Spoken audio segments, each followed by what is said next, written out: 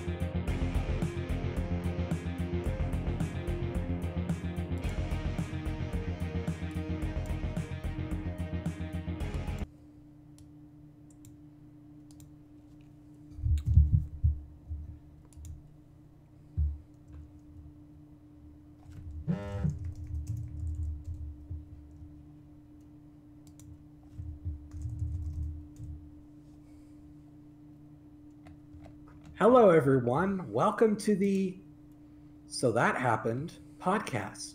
And I am Emperor Tiger Star. And with me, we have... Wait, why are you starting it? This is my channel. All right. Take two. Action. Okay. Hi, my name's Emperor Tiger Star. No, okay. Yeah, hi, everybody. Welcome to the live stream. This is the first time we've done anything like this, so it's really experimental. Bear with us. We are joined with I'm joined with Emperor Tiger Star and Tristan from Step Back History. I wasn't able to put Tristan's avatar on the thing yet, so I should probably do that. But yeah, we can do it in post. Yeah, we'll do it in post. It's not like this thing's live or anything. So yeah, I'm pretty sure fans know who you are, but just so people kind of know, introduce yourself, Emperor, and we'll go from there. Hello, I'm Emperor Tiger Star. My channel is all about animated maps and other history stuff.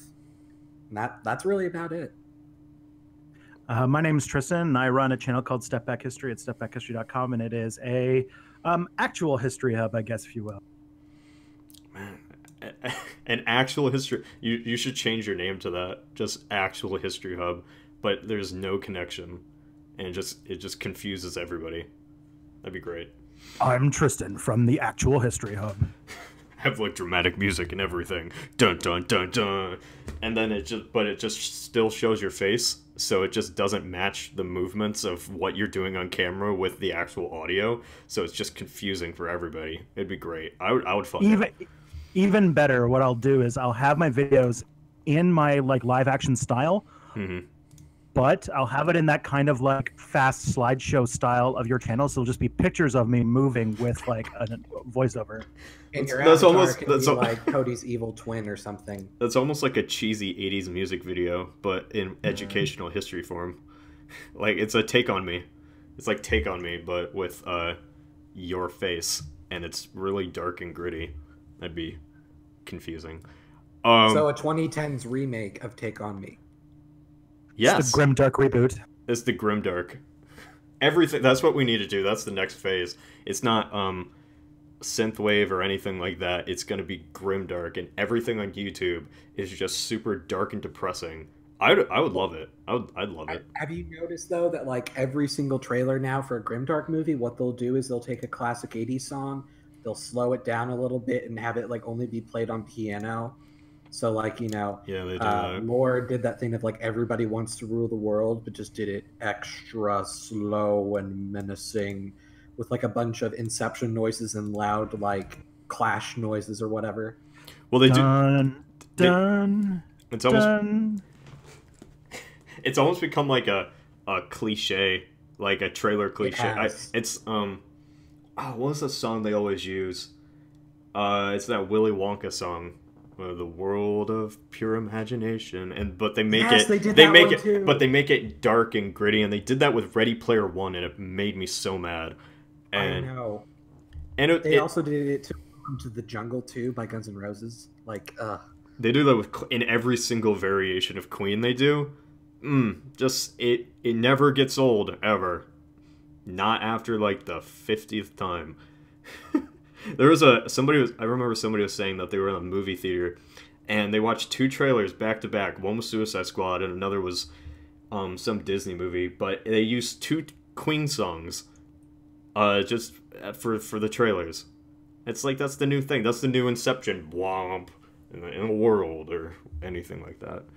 You don't know who you can thank for that? That was actually Guardians of the Galaxy that started all that. I know. I mean, I love Guardians of the Galaxy, but I mean, I love Inception too, but it's kind of like they ruined it. You know what? Those movies never should have existed. No matter how good they are, they just shouldn't exist. So we don't have to deal with those minute little aches in theaters. like the difference is though that like Guardians of the Galaxy arguably use like I don't want to say like unknown songs because obviously people know those songs, but like those songs from like the 70s and 80s that they used were like secondary songs when you think of the 80s. Like they didn't pick like Staying Alive by the Bee Gees or I don't know, something by Marvin Gaye or Led Zeppelin or something. Like no, they just picked like the B80s songs that like you would hear on like 70s radio stations but you wouldn't hear anywhere else.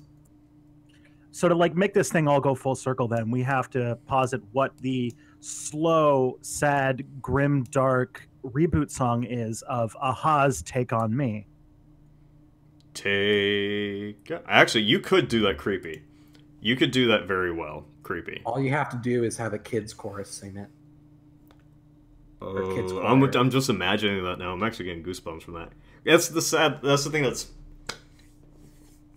this kind of cliche. I know it's a cliche, but if you do it right, it can work.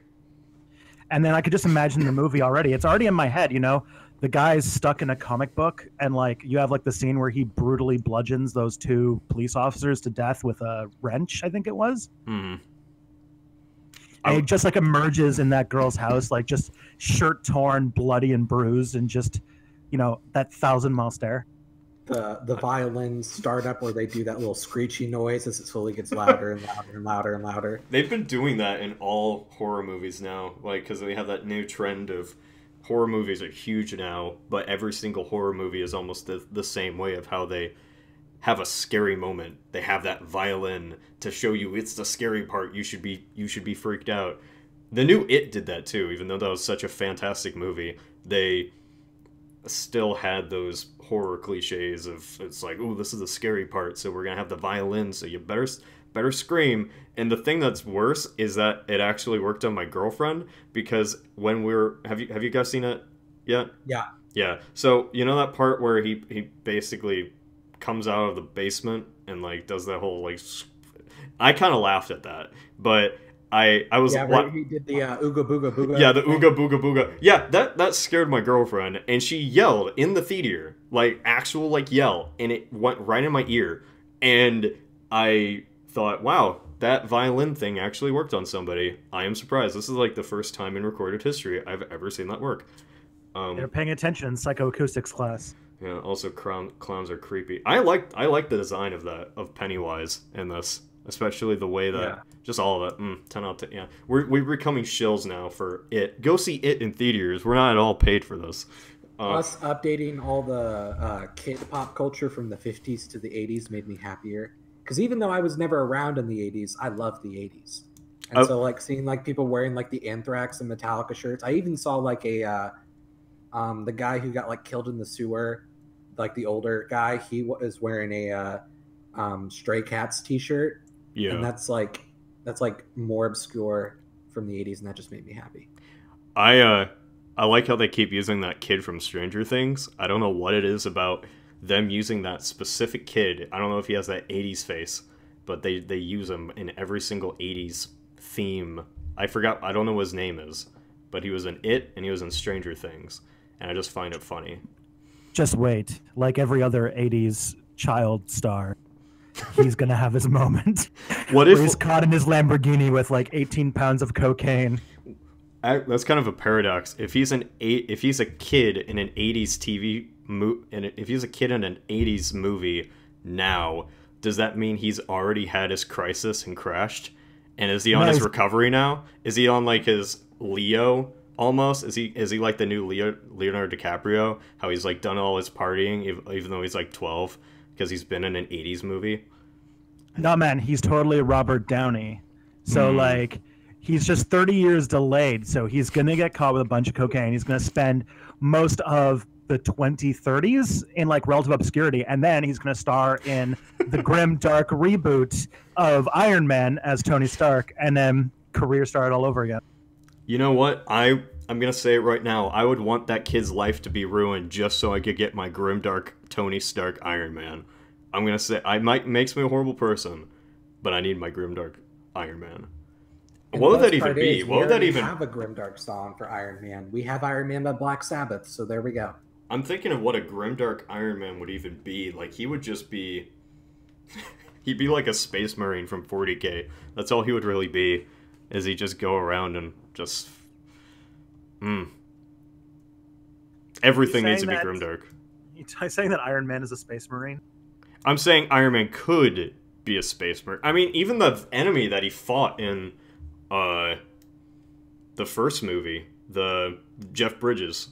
when Jeff Bridges was bald, he was kind of the size of a space marine, to be honest, or at least,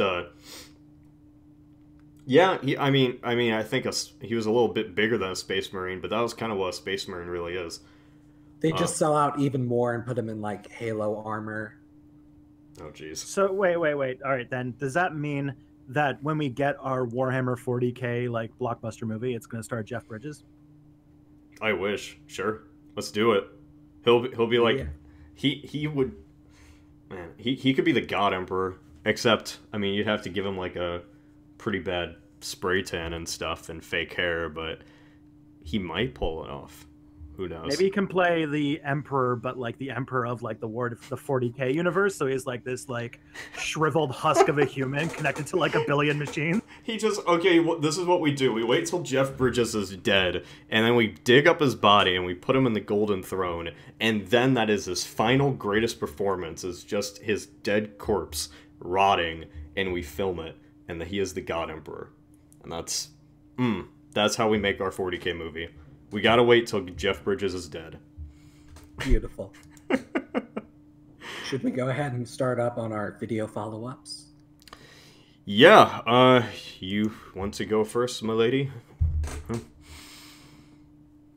I refuse to answer and acknowledge that, because then I'll be late. Good sir. How about that? Are you happy? Take that, 5th grade logic. There you go. Go kitty. I don't care whose we do first. I thought we agreed that you would be... I mean, because I'm the host, and so it's only polite for... I mean, you also host too, but this is my channel, so you go first. Just go first. All right. So my most recent video was over the rise and fall of England / the UK / the British Empire / the British Commonwealth. There are so many slashes in the name because they keep changing their name all the time. Like, of all the European colonial empires, like, Britain was like the most bureaucratic in how it treated everything. Like, you think of like, okay, there's the homeland and then there's the colonies. So like, you know, that was most countries. Britain had colonies, protectorates, client states, princely states, puppet states, occupied territory. Like, they had dominions, self-ruling dominions, semi-independent dominions. Like, they had it just made things so complicated with the British. Like, technically Canada was a British colony, then it became a British dominion, which meant that they made their own laws but were still a colony of the British Empire. Then in 1931 they signed this little treaty saying like, okay, in the League of Nations you'll be considered a country, but you're still a dominion. Woohoo.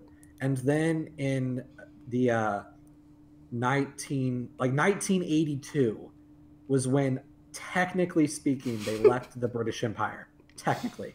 Yes. So since the League of Nations collapsed on itself, does that mean that really their whole like legal binding of like you're a nation now, that didn't really count until then?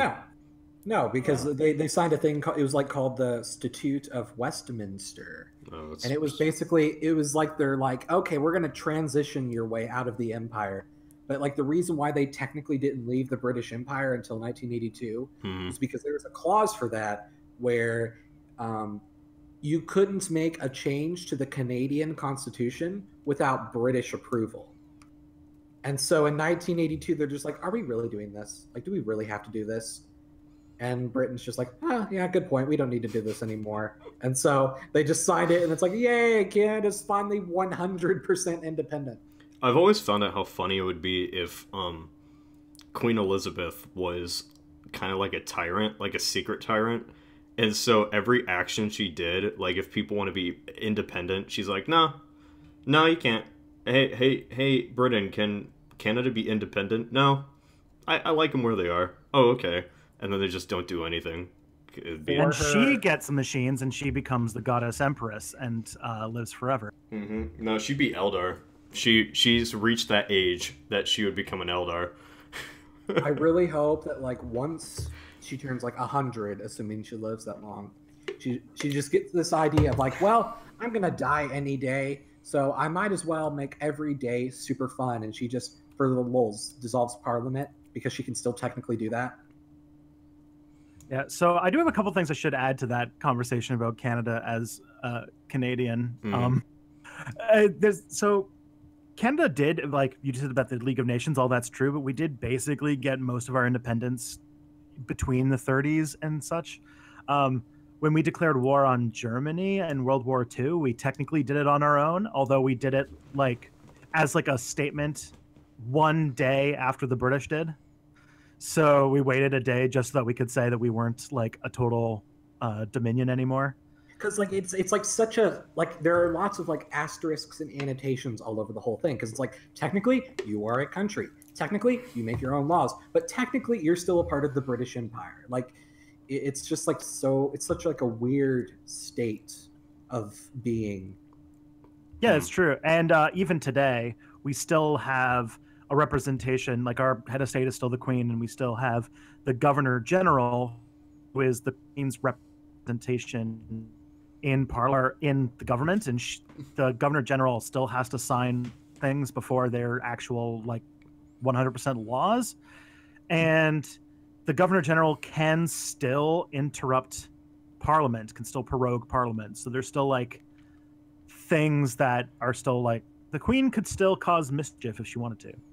And that's where the Commonwealth comes in, because as the British Empire is falling apart because of decolonization, almost like in an act of stubbornness, just so they can give up the empire without actually giving up the empire, they formed the British Commonwealth, which was later changed to just the Commonwealth of Nations to make it seem less Brit-centric. And the idea was, okay, so you're leaving the British Empire, but I can still be your queen, but I don't really do much. But I'm still your queen. My portrait is still in your classroom, so it's like a way I can still rule over all you guys without actually having to do anything about it.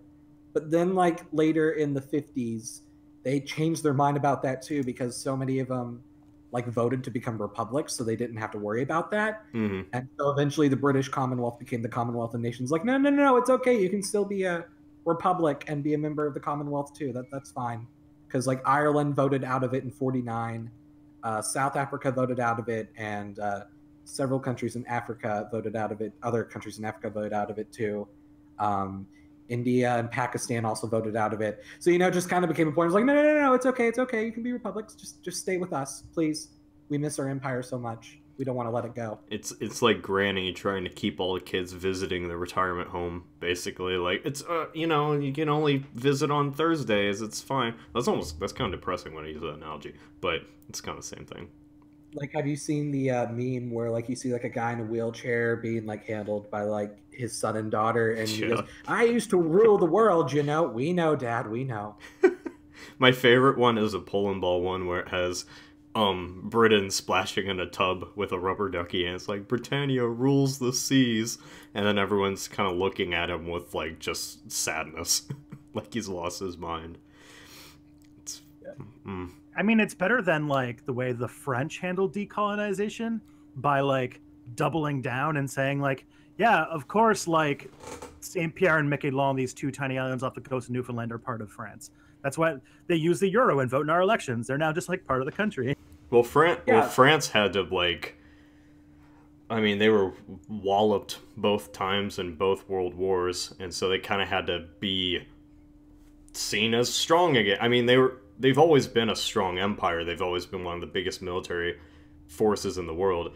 But because they were beat in World War II, they kind of had an egg on their face. So they took all that anger out on their colonies that tried to rebel. And it's like, no, you're not going to try to ruin France's prestige. And so they invest a shit ton of, I think, can we cuss? I think we can cuss in this. But they invested a lot of military into French Indochina and in Africa and in Algeria, and it's all because they didn't want to lose that prestige that they did with the Nazis. Yeah, pretty much. I like to call it the Alaska method, where they just make everything that's far away like Alaska, because like French Guiana or Guinea, Guyana, whatever it's pronounced, is essentially like Alaska or Hawaii is to us. It's technically a state that's just far away. Yeah, and yeah, that's why you see weird things. And I didn't even think about it that much until you see things like this photo that's the border checkpoint between Brazil and France. Yep. And it's like the only spot you can use like the euro and the Americas. All the former French colonies. But there's also, like I said, there's two islands off the coast of Newfoundland that actually are also French colonies. So they also use the euro. Saint Pierre and Miquelon. I mean, they have Saint Martinique, right? Too. I think that's one. They have half of them. They have half of Saint Martin, Guadalupe, and Martin K. Martin K, whatever it's called. It's French. Yeah, the French got the Saint Martinique, and then the Dutch have Saint Martin. Damn Dutch ruining names. Martinique, it flows off the tongue, and then Saint Martin, it's just with two A's. See, they just have to make it worse. I always like making me and my friend. He is of Dutch descent, like quote unquote, and so I always give him shit for it. I call him like an underwater clog monkey, and I just have like I just make these overly racist remarks towards the Dutch for like absolutely no reason. And I mean, it's all in good fun, but sometimes it seeps into you and you think, maybe I do hate the Dutch. Maybe just slowly. Somebody contribute to that so I don't feel like a horrible person. Well, I mean, my ancestry is Dutch, so you better watch it, boy. Oh, like, what the fuck, Cody? Oh, no. Like, seriously. You made your bed. You got to sit in it. You're like an anti-Dutch, like racist or something. May the Flying Dutchman haunt you in your dreams every night. That is a stereotype. That's an offensive stereotype, and you know it. Not all Dutchmen can fly. I'm Dutch, so it's okay. Can you half fly? I'm not Dutch. I'm American. Can you fly? Can you half fly? Can like one arm? We're going back in my family, like back in the early 1800s. Then I'm Dutch, and it's okay. So he can hover, but only if like he's had a really big dinner beforehand.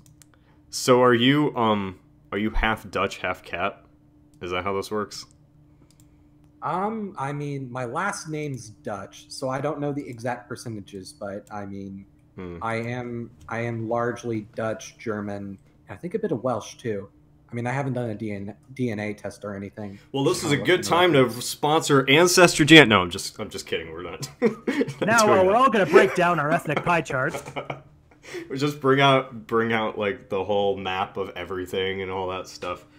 If you would go to slide 13, you can see my 23andMe results. It's all a lie. I'm actually 100% Swiss. How did this happen? I was actually terrified that... Well, this is the funny thing. When I got my Ancestry results back, I was a little underwhelmed because I thought I accurately predicted what most of my ancestry was. Because, like, my face is just annoyingly British. It's an annoyingly British face. And I don't know how to describe it, but I don't know how to describe it. You But just did. But anyway, because it looked like that, and my last name is Franklin, I thought, well, it only makes sense that I would have British ancestry. Well, the results came back, and it was like 50%. It was like 50% British. And I think they said that the average Brit has like 60% British DNA, like actual British DNA. So I only have 10% less British DNA than the average Brit, which is like... but it's underwhelming because I wasn't surprised by anything. And I just thought, oh, this is a thing that I thought I always was. And there was 20% Irish and like 30% Swedish, which I don't know how that happened, but I suddenly had the urge to listen to ABBA all day. Oh god. Oh no. But the thing that was actually pretty interesting was and this is in no way a recommendation of anything, but they had not only where your European ancestors were from, but what genetic DNA you share with Americans. And so it is supposed to accurately track how long your family has been in North America.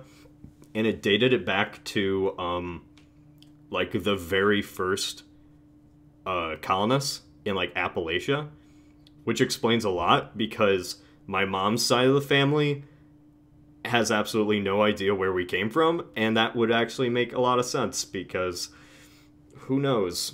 Who knows? But yeah, apparently it was pre-revolution even. Explains all those double recessive genes, right? Yeah, explains a lot. But anyway, yeah, we're getting off. Hey, I go do my DNA thing too. You guys all got to do it. What was your DNA thing? Did you do a DNA thing? Yeah, I did an Ancestry one about a year ago. I am super duper super French. Like, you're super French? Yeah. I have like an English name, but that's because like... Oh no. I don't know. But yeah, I did a test, and it traced back to, like, we have a similar thing with the Canadian stuff with your, like, what you said when people came. And this has been verified by genealogy that's been done in my family too, and it goes back to 17th century Quebec. Damn.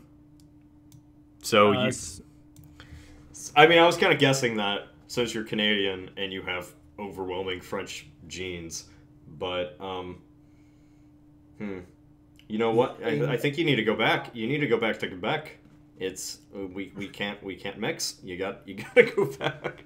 Well, I've already mixed because like my dad is like English and Newfoundland and all sorts of stuff. So I'm already a mutt. But the biggest slice of my ethnic pie chart definitely is French. What's the others? There's like Newfoundland, so that's like some Irish. I think there's some English, and there's some hint that there's like tiny bits of like, oh, this is gonna make the chat real happy, Ashkenazi Jewish and like North African and stuff like that. Yeah, I'm watching the spam or the live chat, and it's hilarious how as soon as you mentioned French, the chat just went nuts about all like stupid French. Oh yeah, so that's kind of... they're gonna hate me because I'm like French and like 0.8% I can see Jewish. I can see you guys. That's great. Oh, why did you say that? Wait, 0.8%? Yeah, like it's tiny. Oh, I think mine's was 0.1, like literally one Jewish ancestor maybe, but that was like within the realm of it just might not have been at all. And well, like that's the thing about like European, everybody who's European, like If you have ancestors who lived in Europe, like Jews lived all over the continent for hundreds, thousands of years, and so you're like more likely than not to have bound to have at least somebody Jewish in your family if you go back deep enough. I'm just I need to watching. really- I'm just watching the live stream blow up. Oh my god, this is funny. I like just anti-Semitism, and then like one that just says Harambe. Somebody put my name in quotation in parentheses or whatever. Oh my! Is that the first time that's happened to you? Yeah, I mean nobody's ever. You know, I never show my face, so. Fair enough. I mean, usually I get accused of the opposite. I get accused. I was accused of being a Nazi today. Somebody was like, you only insult the left, which I never insult the left. You never really insult anyone. The only people I ever all insults as much as possible. The only people I ever insult are anarchists, and that's it. Like that's so no, that's okay. They can't organize against you. Yeah. So I mean, I've never like said anything political against anyone. I mean, publicly. I mean, I'm definitely not. No, remember last time we did this yesterday, and then it just completely devolved into a political thing. This happens every time. We gotta stop ourselves. Just remember, if you see an anarchist on the road, just shout "roads," and then they'll drive themselves crazy, and you can use that distraction to get away. I already have Maybe so many. sometime we should have a longer conversation about this, but we need to have the blacklist, like uncensored, podcast / live stream / whatever this is, and it's just like super gritty. It's our true thoughts. It's called "So That Will Happen" or something like that, or "So That Happen." Uncut podcast. To make the chat even more fun, I do have like anarchist tendencies, so you know it'll be fun. Go nuts, chat. There you go. Oh yeah. I am like these people, like your chat openly hates me. I love it. Yeah. So okay. Do we want? You're among friends. They openly hate everybody. They hate me. I don't know why. Everybody hates everybody. It's the internet. So now should we comment on Tristan's video or your video next? Tristan, since you have the love of the audience, why don't you speak for a while? Seems like a good time. And this one is also going to be a one that people like. So my most recent video is actually about the Girl Scouts or the Girl Guides and the kind of untold but pretty important role they played in the Second World War. Like, what did they do? Send the soldiers your cookies. Send child Girl Scouts to the front lines.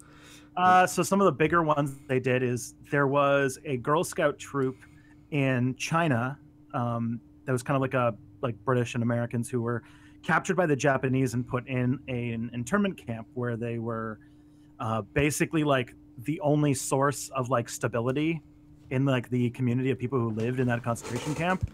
And like the Girl Guide leaders like used kind of like Girl Scout activities as like ways to help like get the kids to like just survive, and like, you know, they made like a game out of like going out and looking for scraps of coal and like eating like food that was barely edible and stuff like that.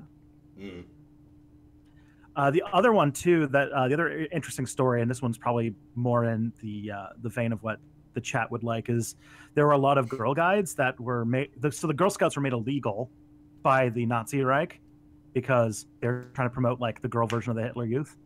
And so the Girl Guides or Girl Scouts, I'm using the term interchangeably, were heavily involved in things like the Polish resistance. So there was a lot of like Girl Guides who ran like underground newspapers and like supplied like troops, like broke people out of prison and things like that. So wait, but they didn't have weapons. Were they just more of like supply runners? Yeah, and they also played a big role in like the post-war like refugee crisis and rebuilding and everything. That's weird. Well, because I mean, my only idea of the Girl Scouts is just that, like, go down the suburbs with the cookies and stuff. So the idea of them actually doing something is interesting in itself, but the fact that they do World War II stuff and fight with and do stuff for the Polish resistance, like, wowzers. Yeah, there's one story where like they would go to places that were getting firebombed, like so like when the Allies would firebomb places in Poland, or just strategic bombing, they would also bomb like places like ghettos and civilian areas, and these like Polish resistant girl guides would go and like throw sand on incendiary bombs and like shovel them off of roofs and stuff like that to make sure that their houses didn't burn down. Well, you know what? If I ever help out with the Polish resistance, I sure will wear a skirt. Oh, my phone went off. No, I don't want to. People are emailing me about the stream. So yeah, wait, did you just make this video? When did this come out? This one came out on Thursday. Oh, okay. See, everybody has such older videos than me. Mine's is so old. It's an hour old. Yeah, I didn't even get to see it. Oh, I actually haven't told you. I haven't told you guys this. I told Tiger Star this, but I didn't tell you.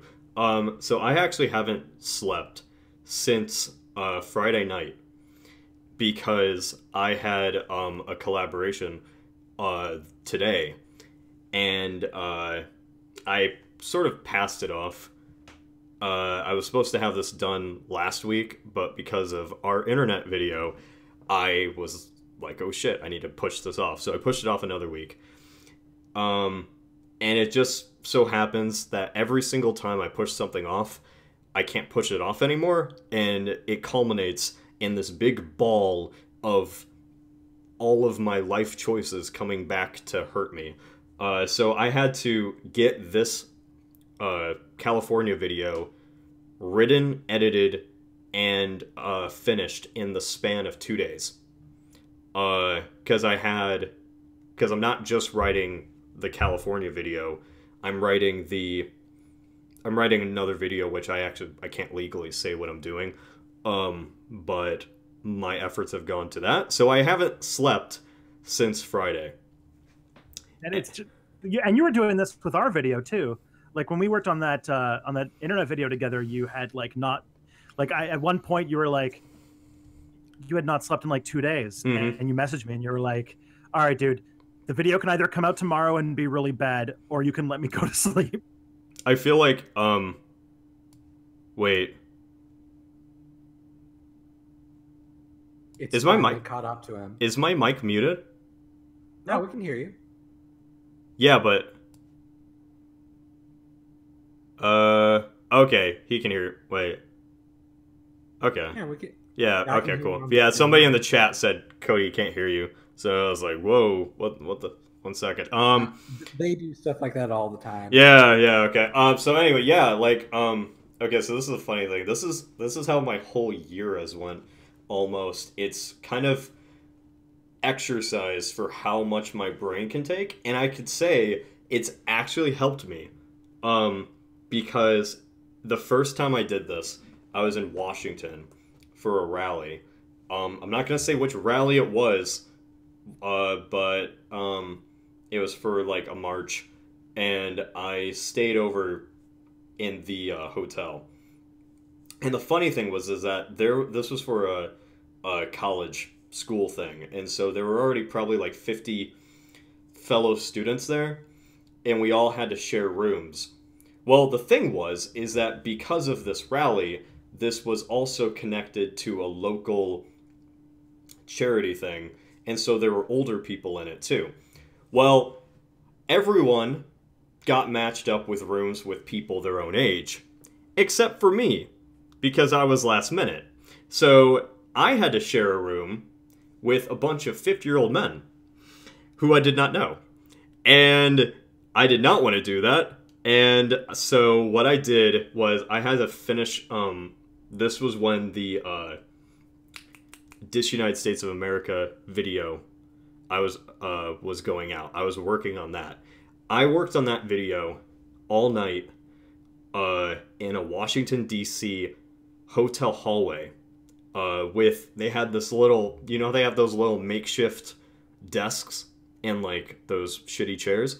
I basically made my own little workstation using my Windows Surface, and I was fueled only by Red Bull and Monster, and I stayed up for 12 hours, and I got the entire video finished. Like, I did the audio right before I left, and I sent it to my brother, and my brother edited the audio, and he sent it to me.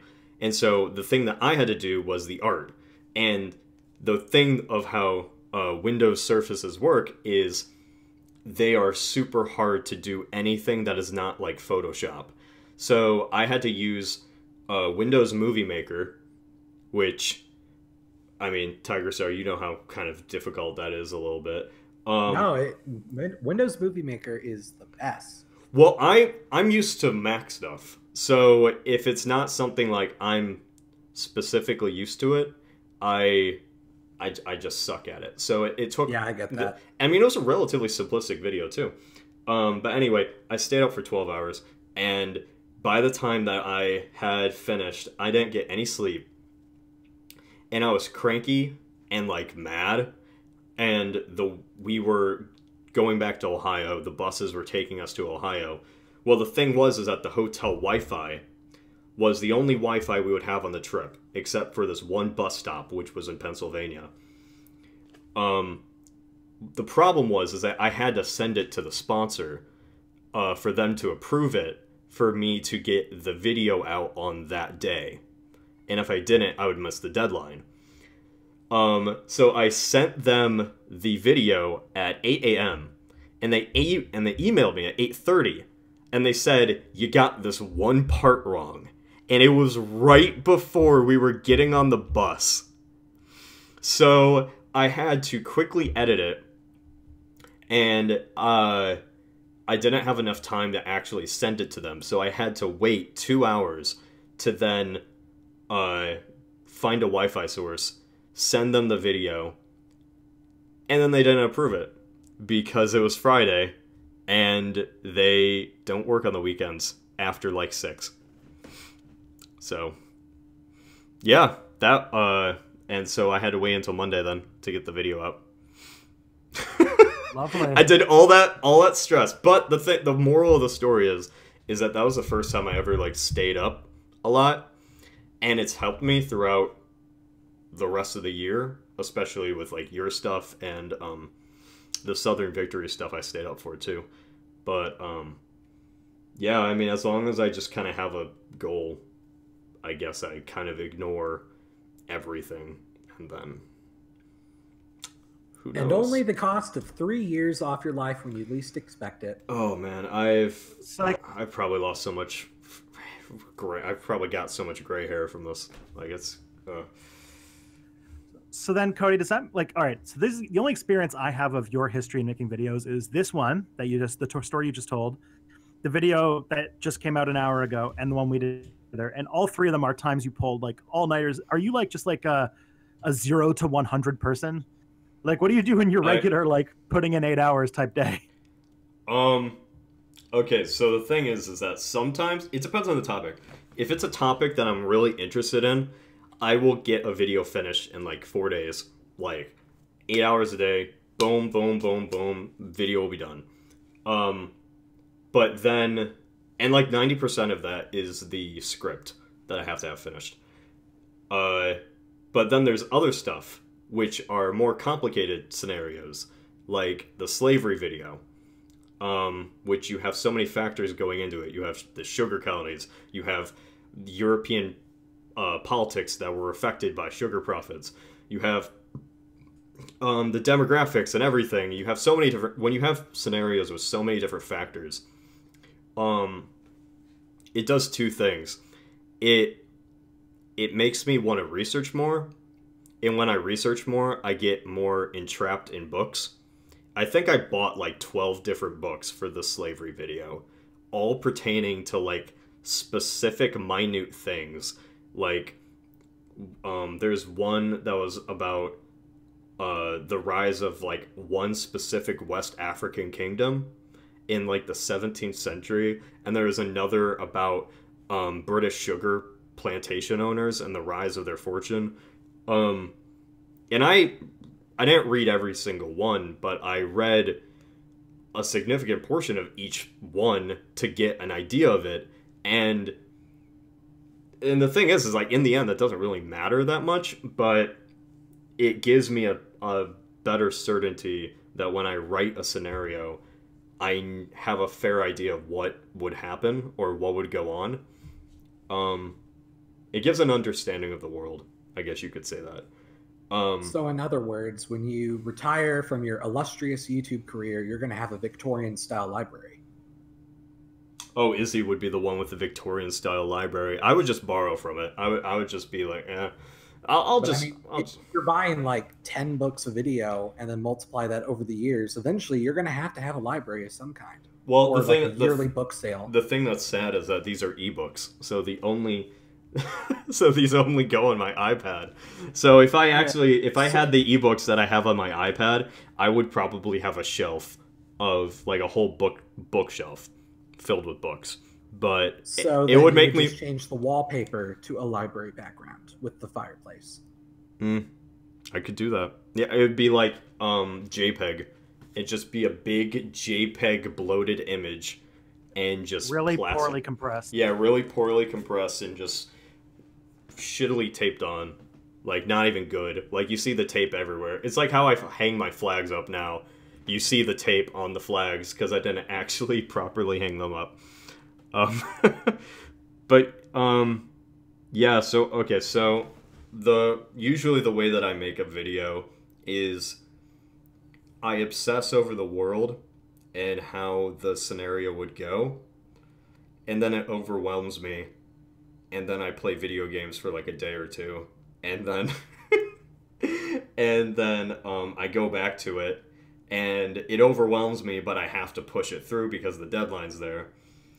And if I don't have a deadline, like what happened with the slavery video, I'll never think it's good enough.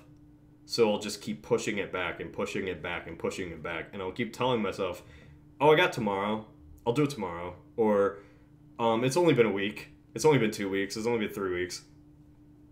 And, it's not that I'm not working on it. I actually am working on it. It's just I'm never satisfied with the script. It took me 3 or 4 weeks to make the Slavery Never Existed script. And it wasn't because it was just a masterful work of art. It was, I went through so many rewrites, paranoid that somebody would point out, I screwed this up wrong, or I did this wrong.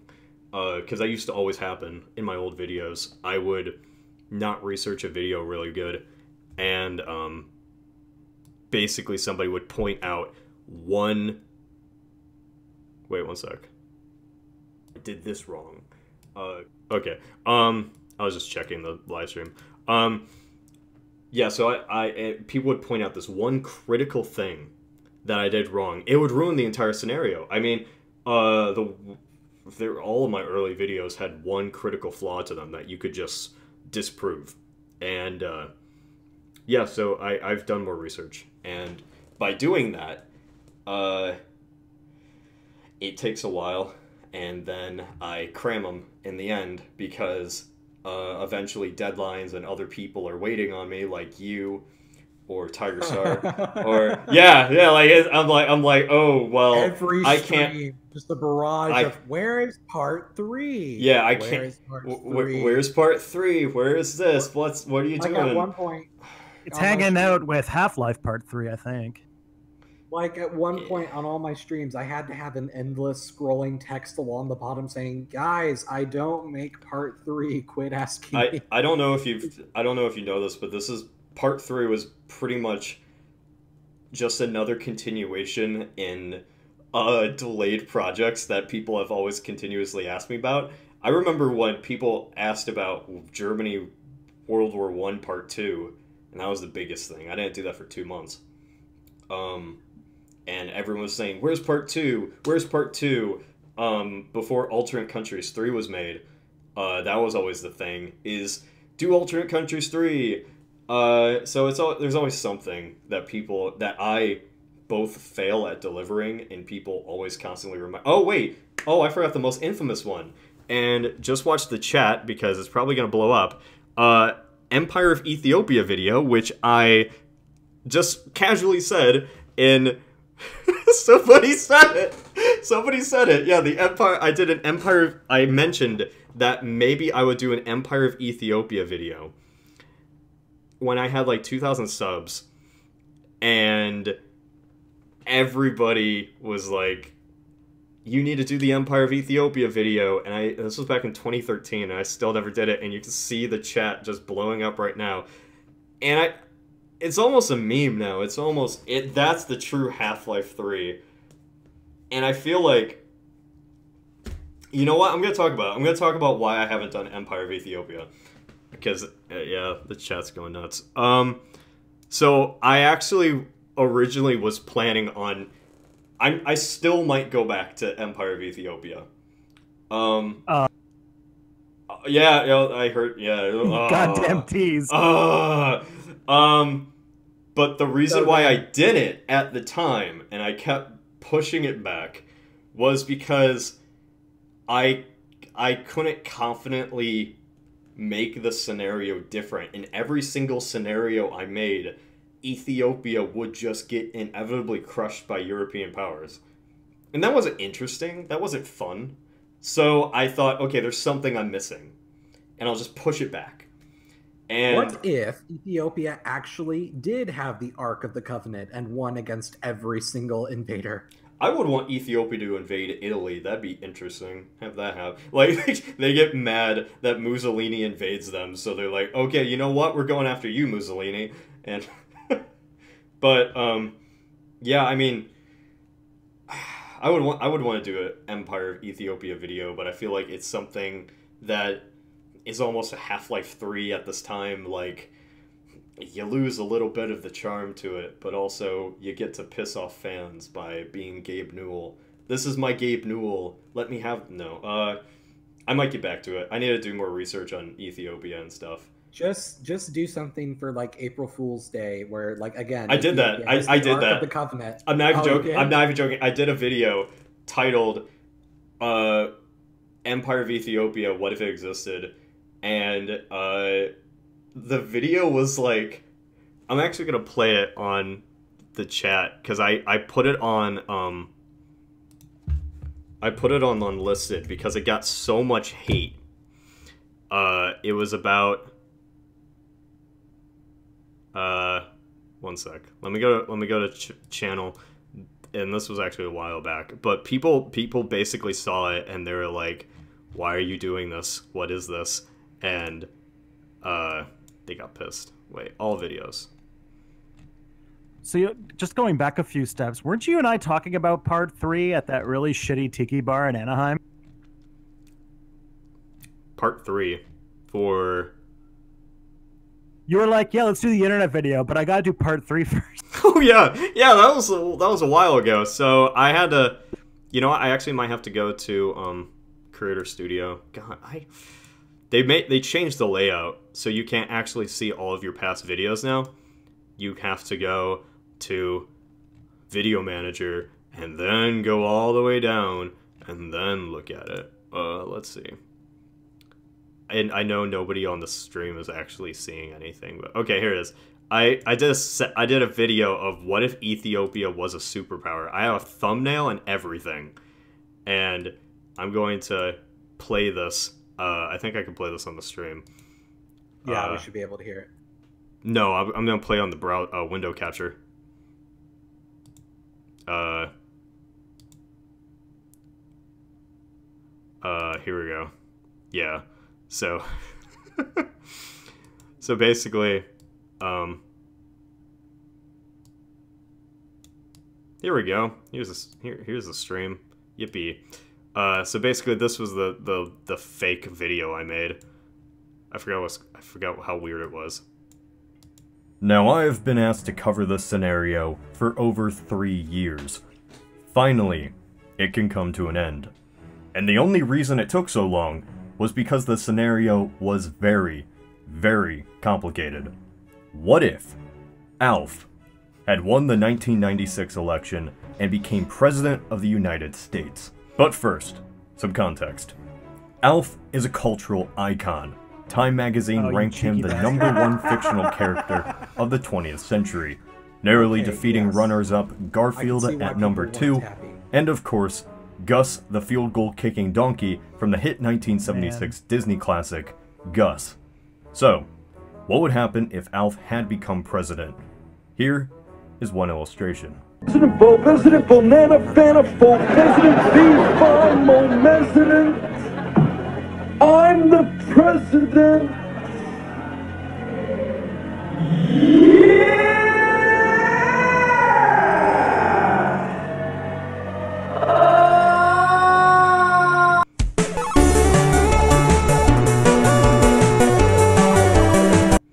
I forgot how elaborate I got with that.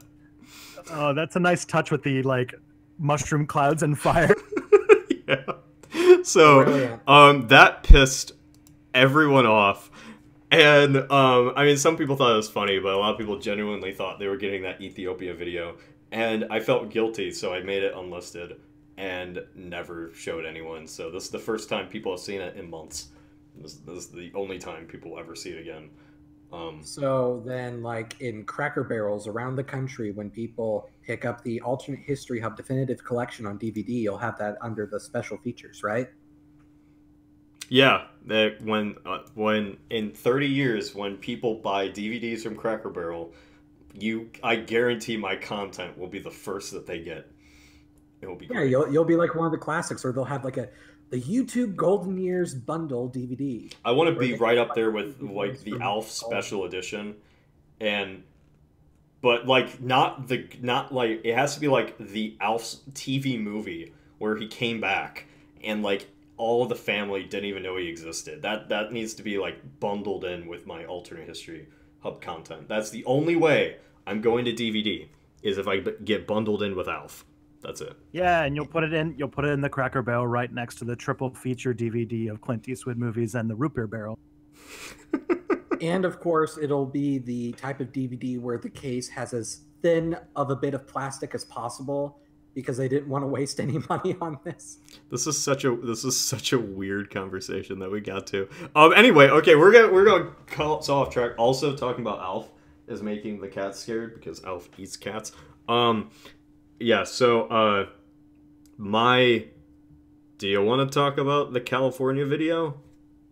I mean, we can. Yeah. Might as well. Yeah, so somebody actually had a very good question. They basically asked, so it's from Greenlandia. He said, I'm kind of sad you didn't talk about the gold rush in California and how it would be affected, and especially Asian immigration to America, if they would settle deeper. We talked about this last night. Yeah. Okay. So for context for the rest of for everyone, me and Tiger Star talked about this entire scenario extensively last night. And I mean that's one of the reasons why I didn't get any sleep was because we were just talking about. And by last night we mean like literally 1 and 2 in the morning. Yeah, like literally last night this video was in its conception stage. So now that I think about it, I'm like, how did I get this video finished in any way? But yeah, so we have so many different ideas of how the scenario would have went. And one of them was based off of the gold rush and plate tectonics. Yeah, so we were focusing on plate tectonics a bit too much, but then the gold rush was the thing that we kept thinking about. How would people, would that be the thing that would make more Americans come in? And the conclusion we came with was, yeah, it would. They would, it would really kind of be the same population rush we saw, but because there's only like 3 ways for people to really get into California, it really stagnates the rush itself. It's a lot smaller. But I felt like the reason I didn't talk about the gold rush was because there was already so much in the video, and it didn't really. I mean, are you kind of mad that I didn't talk about the gold rush? Because I mean, we did all this talking and it went to nowhere. That's how most of these scenarios are. There's like so much that we actually talk about. But I mean, I agree because like you could go because it's California, culturally, politically, and like historically, it's just so important to American history, mhm. and so like there's only so much you can talk about. I mean, really. I feel Because like you also didn't talk about like, oh, there'd be less earthquakes because California's already an island, so there's no San Francisco earthquake, and so now fire stations across the country are completely different. you know what we without- did. You know what we didn't talk about. I just realized we didn't talk about this. Okay, so the elevation, the normal elevation of like Colorado, well, not Colorado, of like Nevada, is 13,000 feet above sea level. And we agreed that if the only way California could exist as an island is if we still had the same elevation, but we split it, because this isn't really going for exact realism. We can't change everything. It's just California itself is an island. So the elevation still exists. And I didn't realize how big of a number 13,000 feet is, because the Grand Canyon itself is only 6,000 feet. So this is almost like, this is changing the weather. Like, this is changing the way that storms are, the way that like the we didn't even go into how the climate of California would be, because I mean, we're not really climatologists. We don't really know. This isn't really our expertise. We're more of history people, but that's the thing, that this scenario kind of spirals out of control, because California could be a frozen wasteland for all we know. It could have all its trees could be dead. It could be a desert, because of this the Strait of Cortez, what we called it. We also considered talking about like animals until we realized, okay, that's like too much. I think. Hey Cody, you seem to really like geography. I have a suggestion. Maybe you should start like a second channel that's like about geography. Hey, this guy. Oh, like a geography hub. Oh, yeah. The laughs that we have together here on Funtastic Podcast. That's what this name is, because you guys are such jokesters. You know what? Yeah, no, Geography Hub. It's funny because, as much as I like geography, there is only so much you can do with it. Like, Maybe you can do an Ethiopian geography video. Why was Ethiopia so successful to become a superpower? Oh wait, Diplomacy, pretty much. Diplomacy and their abundance of food. Freaking, what's it called? The Gulf of Aden and stuff? Because, I mean, pretty much when the Europeans came in, like, they were able to make treaties with all of them except for Italy, because Italy wanted Ethiopia so bad. I mean, Britain's just like, hey, can we just make a border treaty and promise to leave each other alone and trade and stuff? And Britain's just like, sure. I mean, we've got Egypt, we've got Cape Town, we're good. And the French were the same way, but then Italy's like, no, we got to take Ethiopia. And so, you know, we all know how that turned out. Oh, actually, so because somebody did suggest it, and I did promise everyone, it's time to shill, but instead of shilling for sponsorships, we're going to shill for our own fans.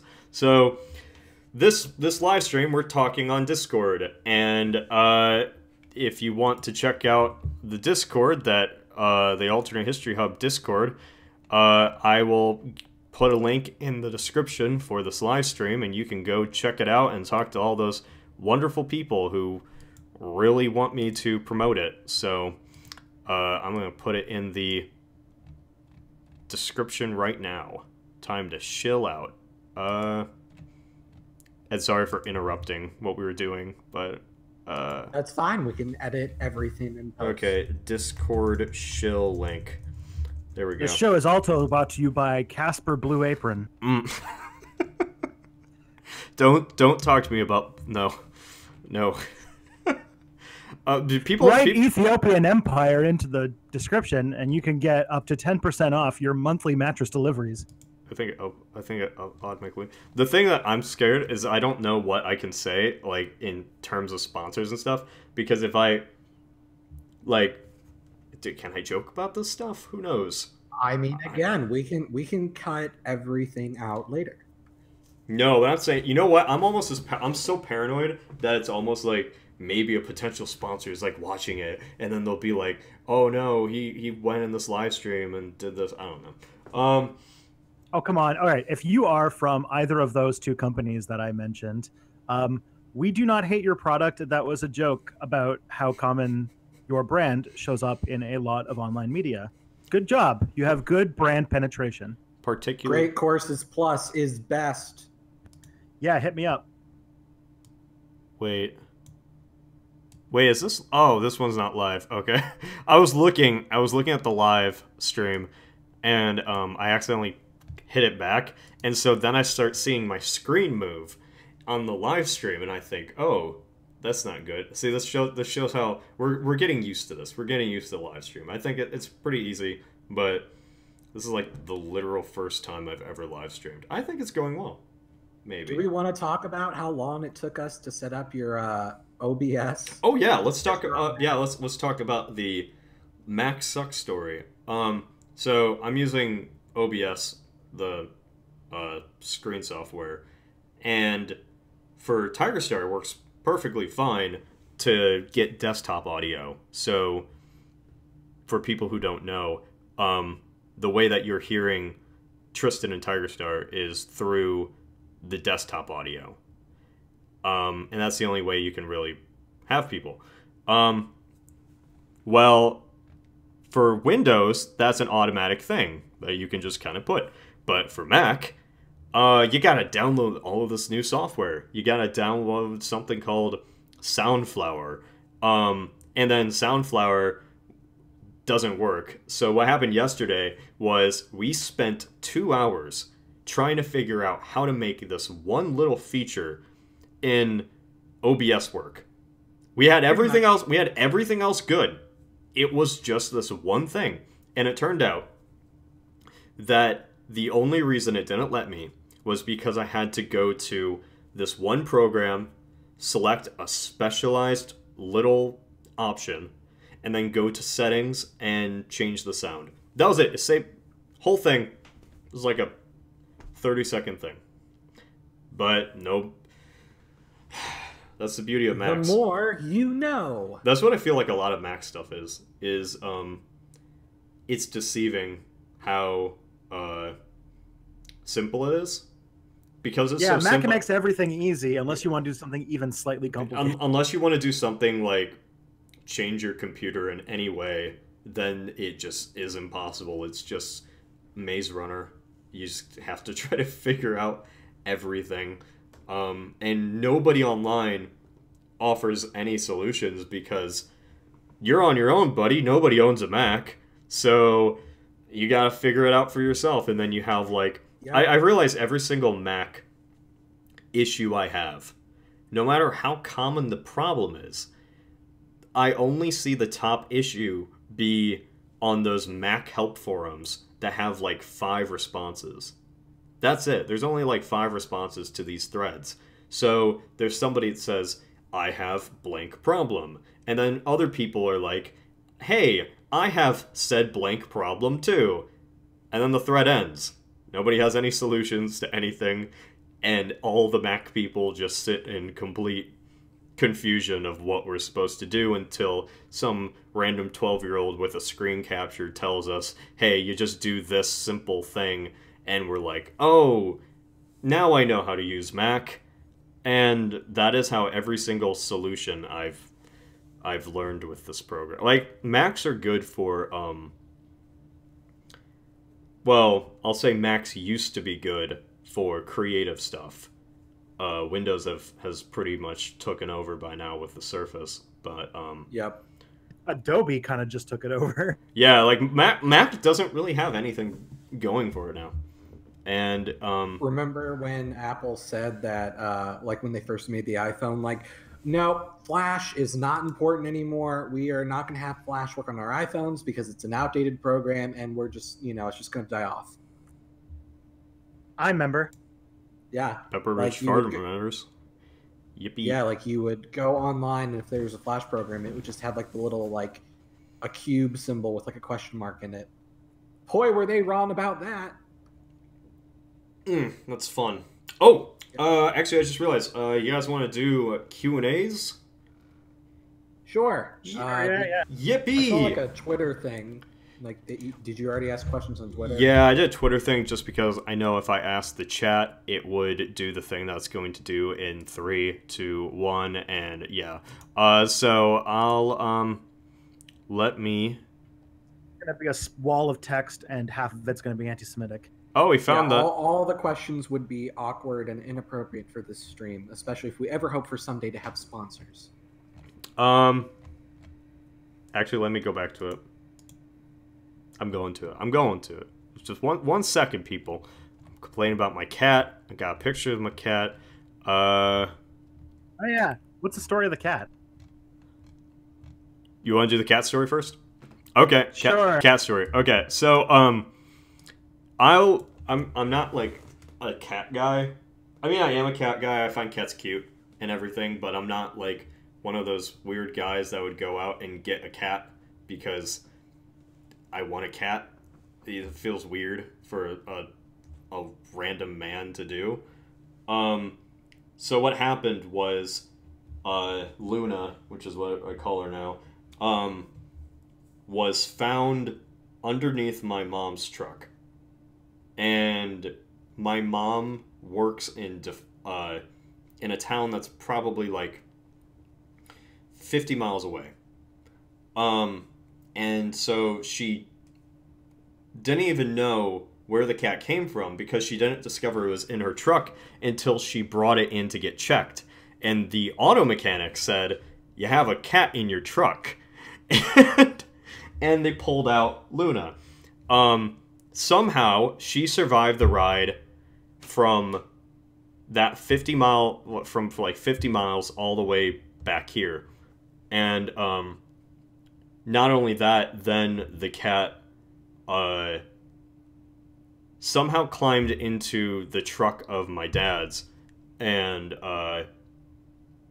yeah, and so then the cat just kind of was hanging around for a little bit, and then my mom said, okay, well, this cat needs to either go to a shelter or something. So she brought the cat to my brother's,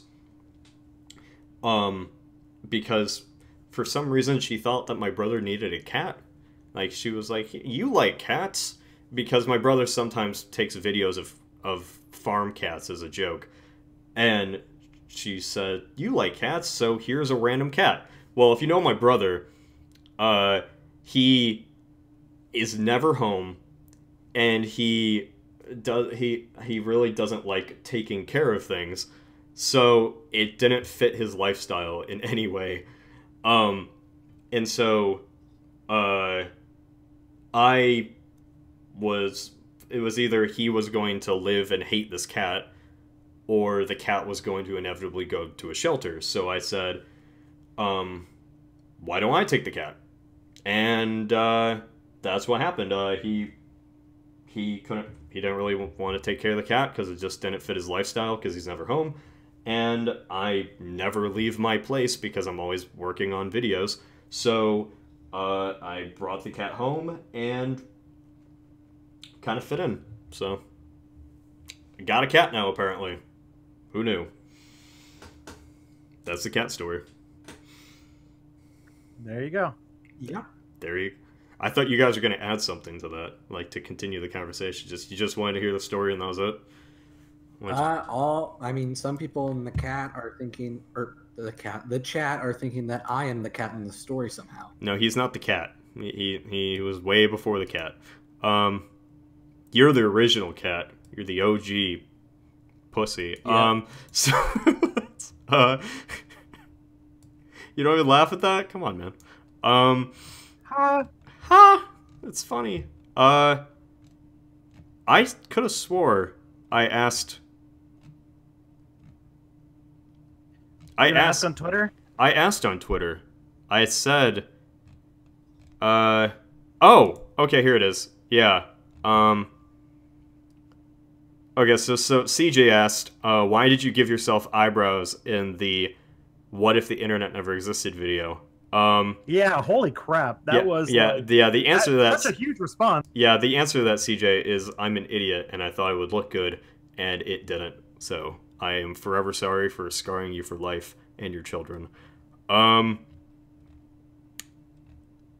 Do you plan on getting married and having kids? We all want to answer that, or is that you don't want to skip that question? That's up to you. Yeah. I mean, it's not that. Let's see. Oh, okay. How awkward was it for you two when you first met and planned up the Southern Victory series? So this is a question for both me and you. It wasn't awkward in any way. Yeah, I mean, it's like, a lot of people don't know this, but like my channel was around before Cody's, and Cody actually used to just be a fan of my channel. Oh yeah, and he started his channel later, and he really passed me. But yeah, so I mean, we've kind of known each other for quite a while, actually. Yeah, at least online. Yeah, so a collaboration was always kind of like it seemed like it would be obvious, and it wasn't. I think what he's also talking about is this.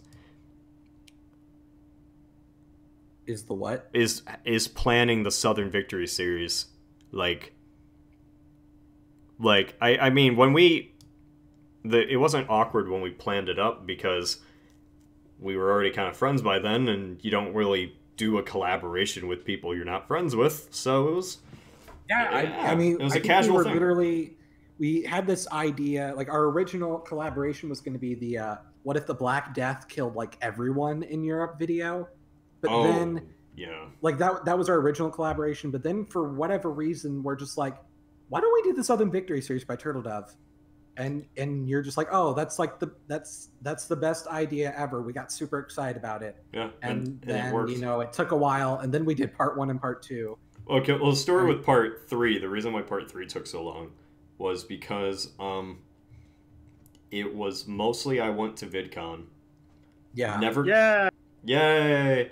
And then 2, the slavery video took up a month of time, and I actually didn't start work on part 3 until like 5 days until it was released. So the reason original thing at the end of part 2 said like, oh, it'll be next week. Yeah. So the reason why part 3 took so long to get out was because the slavery video took forever, and I was always like, I'm already so invested in the slavery video, I can't just stop it and release part 3.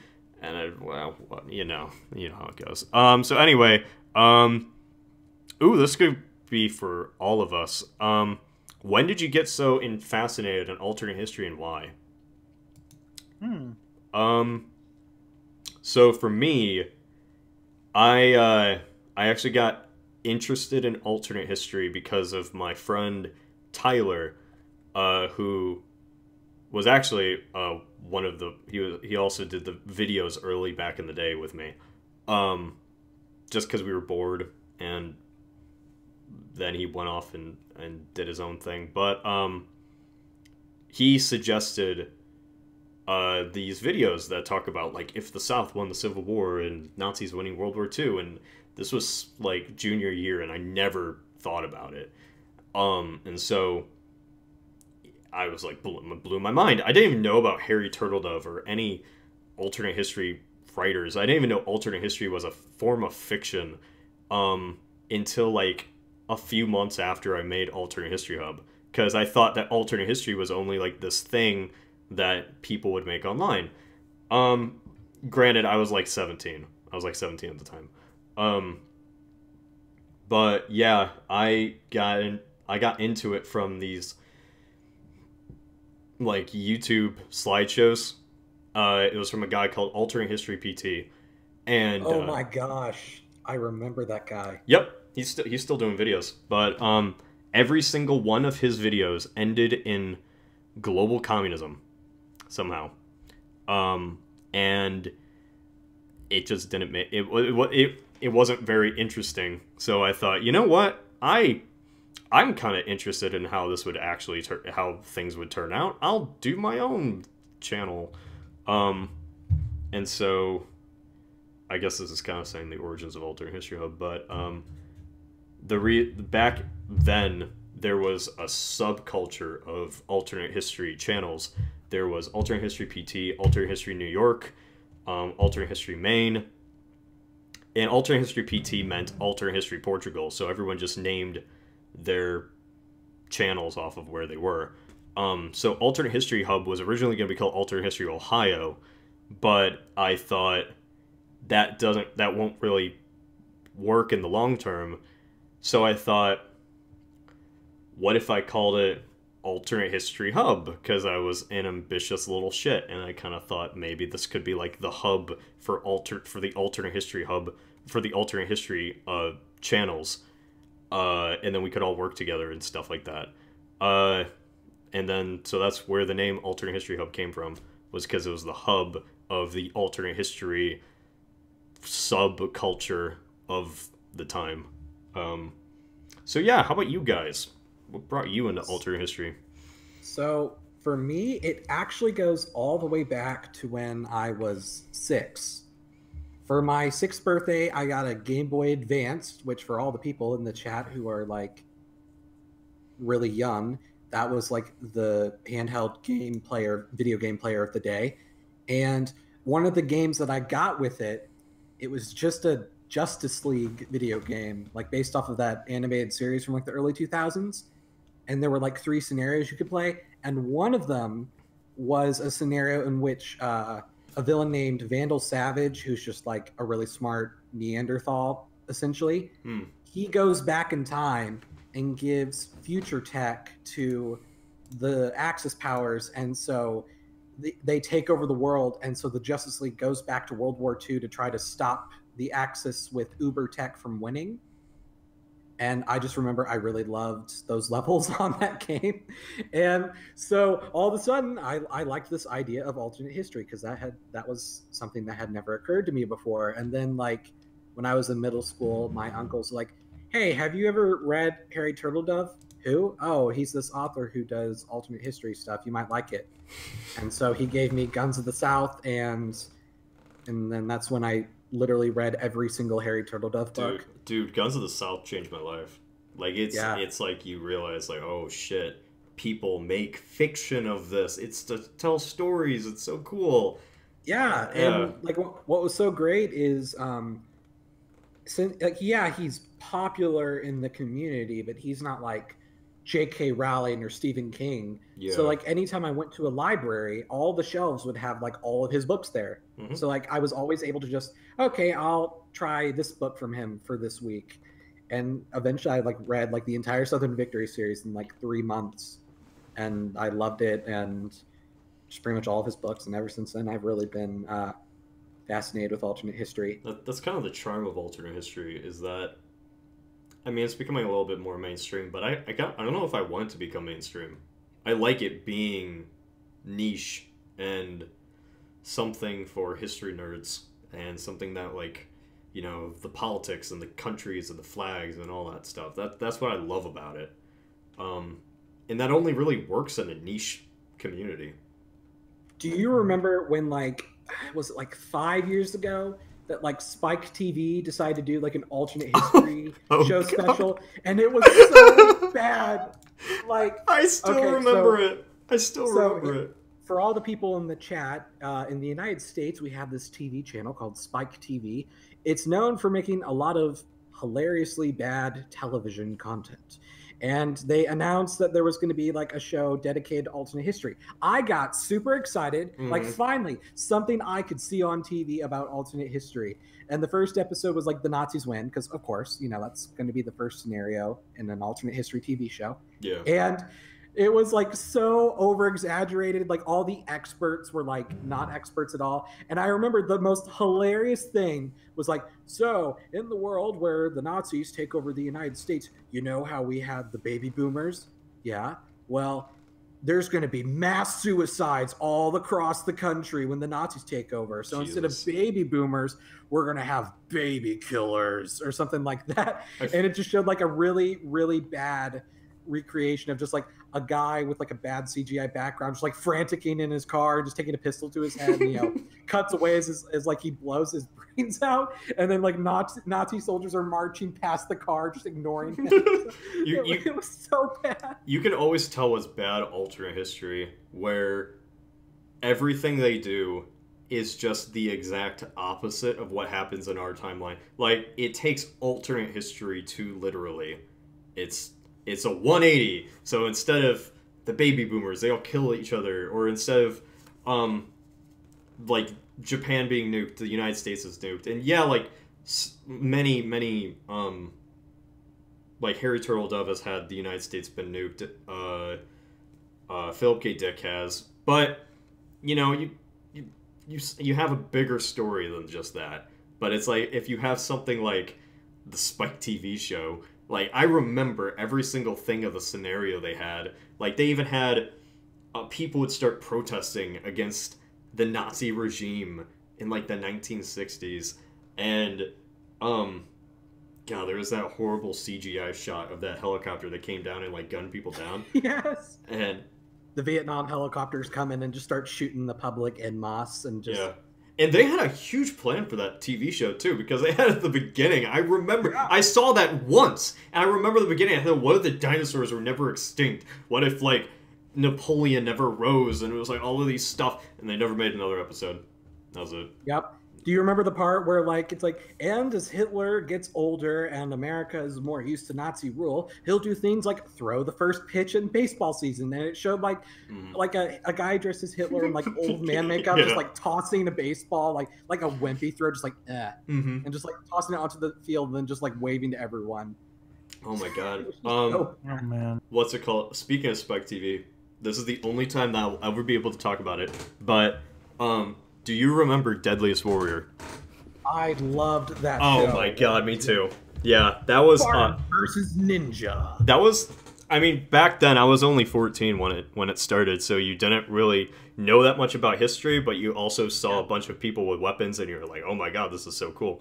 I think I've seen that show, because I remember there was one episode where they were testing out the Aztec Macahuatl, like they're like it's kind of like a cricket bat with obsidian jagged in it. Yeah. And they like made like a ballistic gel horse head and like cut off a horse's head with that thing. And like, to give the show some props, like they did do a really good in-depth on like how effective weapons are, and they did like have different types of warriors all over the world. So like, but then I think when I realized that it wasn't as good of a show as I thought it was like in the final season of the show, it was like Napoleon versus George Washington. Oh my god, I remember that. And that sticks in my head. Like at the end, they would like recreate all the fights. So for something like a Viking versus a samurai, it'd be one-on-one and it would be easy. But for Napoleon and George Washington, all they did was they had Napoleon and like one guy on a cannon and like two musket men. And the same thing for like George Washington's team, and that's all it was, the recreation. And I'm just like, you know, that is so something funny. tells me if Napoleon actually fought George Washington, I don't think they would only have 4-on-4. I don't know. I loved how the logic they had for that was George Washington was able to beat the British Empire in the Revolution, so that means that their guerrilla tactics could just destroy any military anywhere. Like, it wouldn't matter. They're guerrilla people shooting in the bushes. They'll win no matter what, because they're sneaky. And I was talking about this earlier today. Oh, sorry. Oh, I was talking about this earlier today about how about the American Revolution, and I was just making this whole statement about like, I really need to make a video about how basically Marquis de Lafayette is the entire reason America got its independence. Dude, you should. Like, I think the French, I know the chat's gonna go nuts about it, but the French were like a huge contributor. And I think everybody knows the French were a huge contributor and basically the only reason America got independent, but a lot of people don't like to admit it. Yeah. Yeah, you should do. Even Dutch and Spanish to a lesser extent help too. Yeah. Oh, yeah, but Mark, if you're like to pin it on one person, Marquis de Lafayette's the guy who actually basically turned it from a colonial like conflict into like a world war. Yeah. He basically fucked over the French regime as well. We don't talk about that, but he pretty much got the royal family beheaded. But you know, thanks France for your sacrifice. You jumped America, on the sword. You jumped on the sword for us. Friendship treaty we made. America, you want to help us? Why are they ignoring us? Yeah. I don't know. New phone, who dis? We want to have our agricultural republic. We'll just kind of chill out here.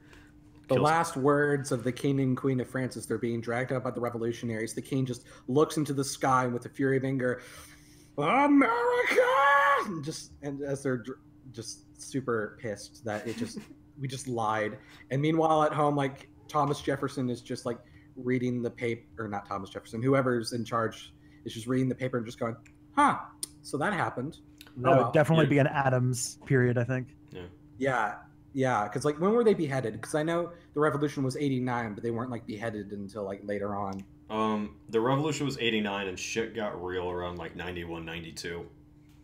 That's when things really started like falling apart. Because they had like, basically after the Bastille was stormed in 89. And then, it was like a whole year before they even did something with it. And yeah, but I'm saying that like they kept like the king and queen almost just like they kept them captive for probably like 5 years, and then they were finally like that's when they like started getting crazy, and they they just kind of beheaded them. I was like, okay, I looked it up. They were beheaded in late 1793. Yeah, so like 91, 92. Yeah, that would be. I close. think that's Adams. I think, or it's like really late in Washington. I mean, no, it'd be Washington because Adams won 1796. Okay, yeah, it's Washington. Yeah.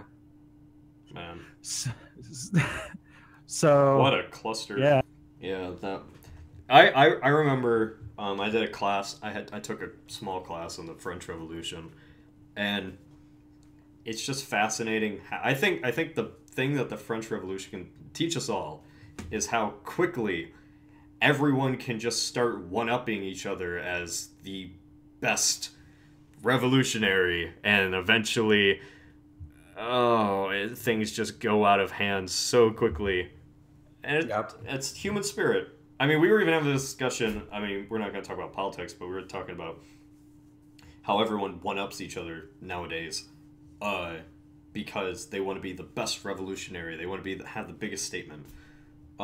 French Revolution's kind of a good testament to that. I mean, don't want to get into... We have a rule, don't get into politics, because we always end up sipping into it, but, yeah. Well, it's inevitable. It is inevitable, but it's also like, I've successfully kept my, political ideology secret from YouTube for forever, so... Although surprisingly, we agree on a lot more than we thought we would. Yeah, we do. I mean... It's just like, oh, right, we're all people. Happy ending. I mean, hell, me and Tristan... I don't get how we could have a... I mean, we're basically completely opposite of each other, but... Like, we identify oppositely somehow, but yet we agree on, like, the majority of important stuff. Yeah, on the majority, on like, as, I mean, we're not assholes, so I think that's kind of the lesson that's here. pretty much it. Yeah, we're not assholes. Good job. Everyone's saying everyone's saying I'm a fascist. That's great. Thank you. Oh man, you're like a political Rorschach test, Cody. You're stuck in here with me. Yeah.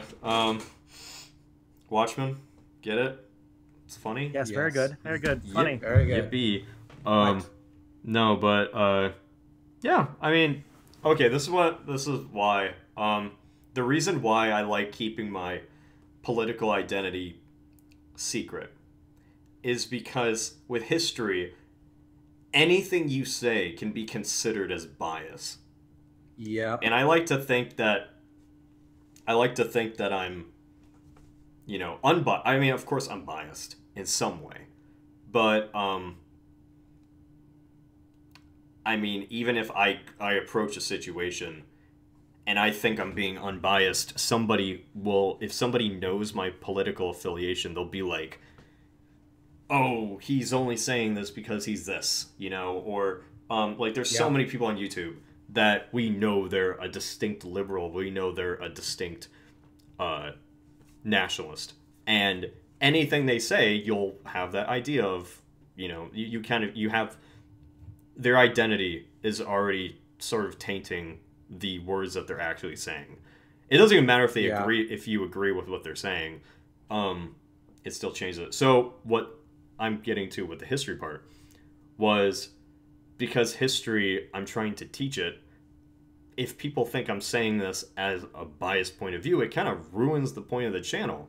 Because, I mean, I'm making a scenario about what I think would have happened. Well, if people think if people think I'm a conservative or a liberal, they'll say, well, he's just making this scenario then because he's a liberal or a conservative, and this is why he would think it. So, yeah, I like to keep it.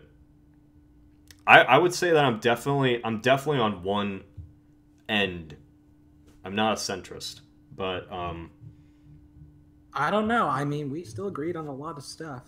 But Yeah. like I have a different approach because I knew that I wasn't ever going to be able to contain who I am, and it informs a lot of my work and it informs a lot of everything. And so I try to, I wear my politics pretty much on my sleeve for the most part, and then just I just try to have, you know, the quality of my research and my professionalism kind of stand for itself. And, you know, if you don't like it, you don't like it.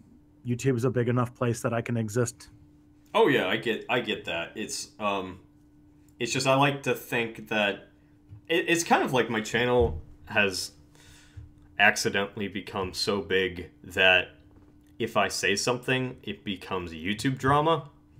And I mean, that's never happened to me before, but I mean, people are always looking out to go after a channel and be like, oh, we said this. Oh, we did this. Yeah, like no matter how we choose to identify ourselves, all of us at some point have been accused of being far left, far right, far forward, far backwards, far up, and far down. That It just- anarchist thread on Reddit Yeah. was the most Like, craziest thing I've ever yeah. seen. There were highly upvoted comments calling you both communist and fascist. Like, that's no, like that. You can't have both. Pick one. Accuse him of one. Yeah, and it was just because I did a thing about the Soviets, but it wasn't even biased against the Soviets. Like, I wasn't actually like mad. Like, I mean, this is the weird thing. Even though like I rarely actually ever.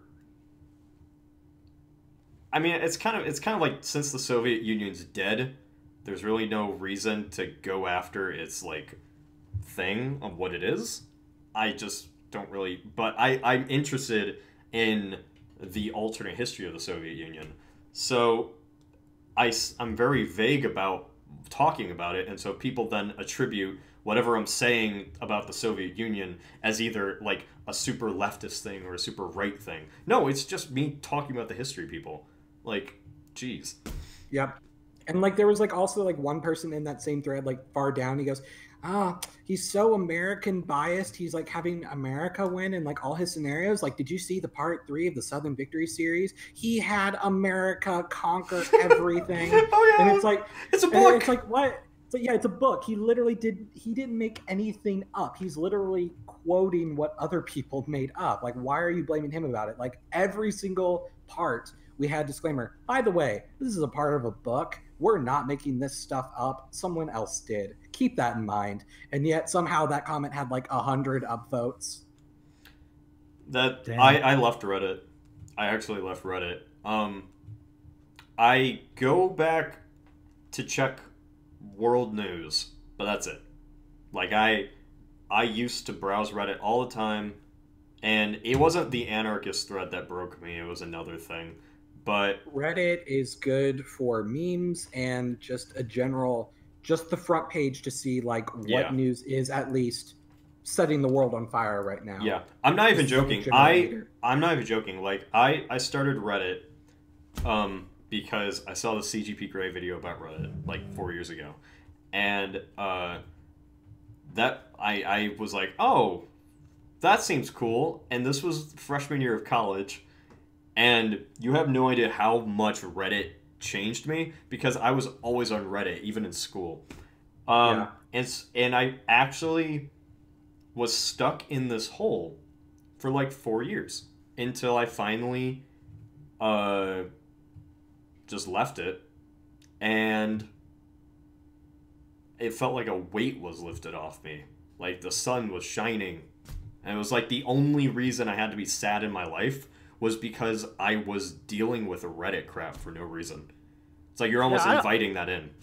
I mean, the main thing, all you have to do is just only subscribe to the subreddits that you care about, like memes. Wholesome and then memes. it'll be happy. Wholesome memes. Yes. Yeah. Animal and dank memes. Dank memes. Yes. I like. I love Reddit. Like, it's a fun site. I just I feel like I'm not doing it the same way everyone else does, because everyone talks about like Reddit drama, and like I guess like I just don't read the comments. I just like it as a place to like look at content. I've started it's sad though because I went from Reddit and I went to 4chan. And I don't like. No, that's even worse. Why? It's interesting. I don't know. I've become addicted to it. That's how it always starts. Interesting. Yeah, well. But then after a few months, you will regret ever visiting the site. I'm just warning you You're now. gonna self-radicalize, man. I'm gonna just go out with the rare Pepes and shit like that. Why don't we just bring Dig back? Remember Dig? It's like Reddit, but the Reddit that came before Reddit. It was like the MySpace equivalent of Reddit. Yeah, like how MySpace came first, but then Facebook Reddit came along, just completely obliterated it. Oh yeah, and then Reddit just destroyed it. But then Reddit got taken over by I don't even know. Like if you shape your worldview from Reddit, like I don't even know. I don't even know how you would like be able to live because you're basically. I don't know how to explain it, to be honest. I don't know how to explain Reddit opinions on things, but it's almost like. Well, if people are only going to subscribe to what they agree with, then just creates echo chambers. Yeah, but I mean, when the entire community itself upvotes and downvotes stuff. Yeah, but I mean that's just normal sensationalism. I mean it just happens. I mean if it wouldn't be through Reddit, it would be through word of mouth. Yeah. So what were we talking about Reddit? Oh shit, we were talking about alternate history. Yeah, we need to get back. So Tristan, you want to answer that question or? Sure. Yeah, I'll have a bit of a shorter answer to keep the train moving, but. Yeah. I actually got into alternate history when I was a lot older, like 2000, probably 2008, 2009, when I had a lot of like free time, because I was like in community college, so it didn't take a ton of work at that point. Anyways, I've always been a big fan of history. Obviously, for those guys in the chat room out there and everyone who's listening who doesn't know who I am, I actually am a PhD student in history. Fun historical fact. In history, but my interest in alternate history didn't start with like. The books like Harry Turtledove and such. I actually have had a hard time reading Turtledove, but it's like the wikis. And I remember reading like a wiki alternate history scenario that someone wrote out about an alternate history, basically if the world went into nuclear war in like 1985. And following that for a good chunk was basically like what got me into the genre. And I've kind of had like peaks and valleys of interest in it ever since. Nice. Okay, yeah, so, let's continue on. Yippee. Okay, so... What if England was a city? If England was a city, we wouldn't have Jake Paul. It would be London with all of the Scotsmen, Irish, Welsh, and all of the, East Anglicans just living on the suburbs. Is this the same thread? Oh, wait, no, this is the wrong... Okay, I have to skip... Twitter's confusing because I thought that I was on the right thread, and I was like, no, you're not. For the next episode, maybe you should make, like, a hashtag. And then you could just read off the hashtag. No, it's easy because I just have to find the thing that I tweeted, and then people comment underneath it. Okay, so here's one.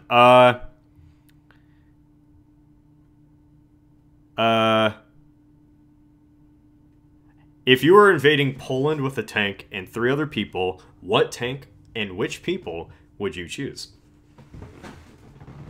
The best tank, which I will leave purposely ambiguous because I'm not good with tanks. And then I would do it with Chuck Norris, Napoleon, and let's go with. I'm not sure who my third person would be. Bruno Mars. Bruno. There.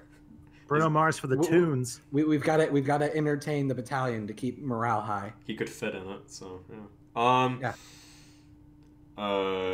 For me, I would have the World War I land ships. I love those. I don't even care if I would die. I would probably die in the second. I would have a land ship. I would have Shia LaBeouf as his character in Fury. I would have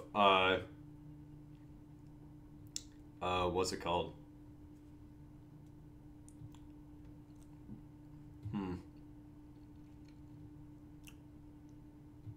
Seth Rogen. I don't know why. And then maybe like that robot that always exploded in Futurama. Oh yeah, like Exploding Eddie. Yeah, Exploding Eddie. So it'd create this concoction of I would instantaneously die. So yeah, I'm fine with it. And I would take Shia LaBeouf out with me. I don't know. Yeah, but no, it's I don't know. It's something. How about you, Tristan? Tank and 3 people. Tank and 3 people. All right, so I'm going to do a real World War II deep cut here, and I'm going to go with a mouse. So for those out there, the mouse was a theoretical tank that the Germans were planning on making during the end of World War II because they were finding themselves on an extreme shortage of certain parts, but they had a overabundance of the motors that they needed for their ships, like their sea ships. So they started planning on ideas on how to use these giant sea engines, and they started planning these like obnoxiously oversized tanks. They were ridiculous, and one was called the Mouse, so I'll go with that one. Those are the tank equivalent of lifting up a truck, but instead of a lifted up truck not doing anything, those would actually like just crush everything. Yeah, I like that. I like that idea. Okay, so next question. Moving this along. What's both of y'all's favorite period in history? Damn. I would go with all y'all's for considering there's 3 of us. So I see how it is. I see how it is, everybody. Like, I guess for me, they didn't know you were gonna be on this. I know. I'm goofing. Oh, okay.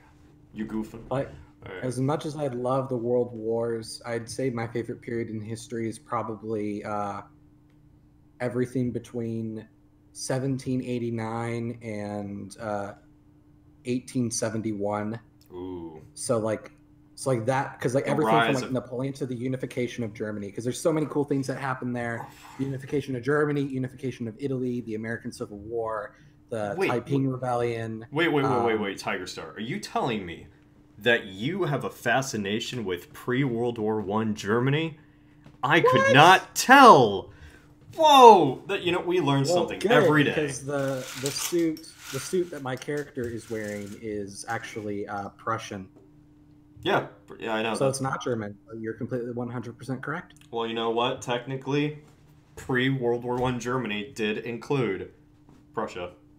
Yeah, yes, it did. Checkmate, atheists.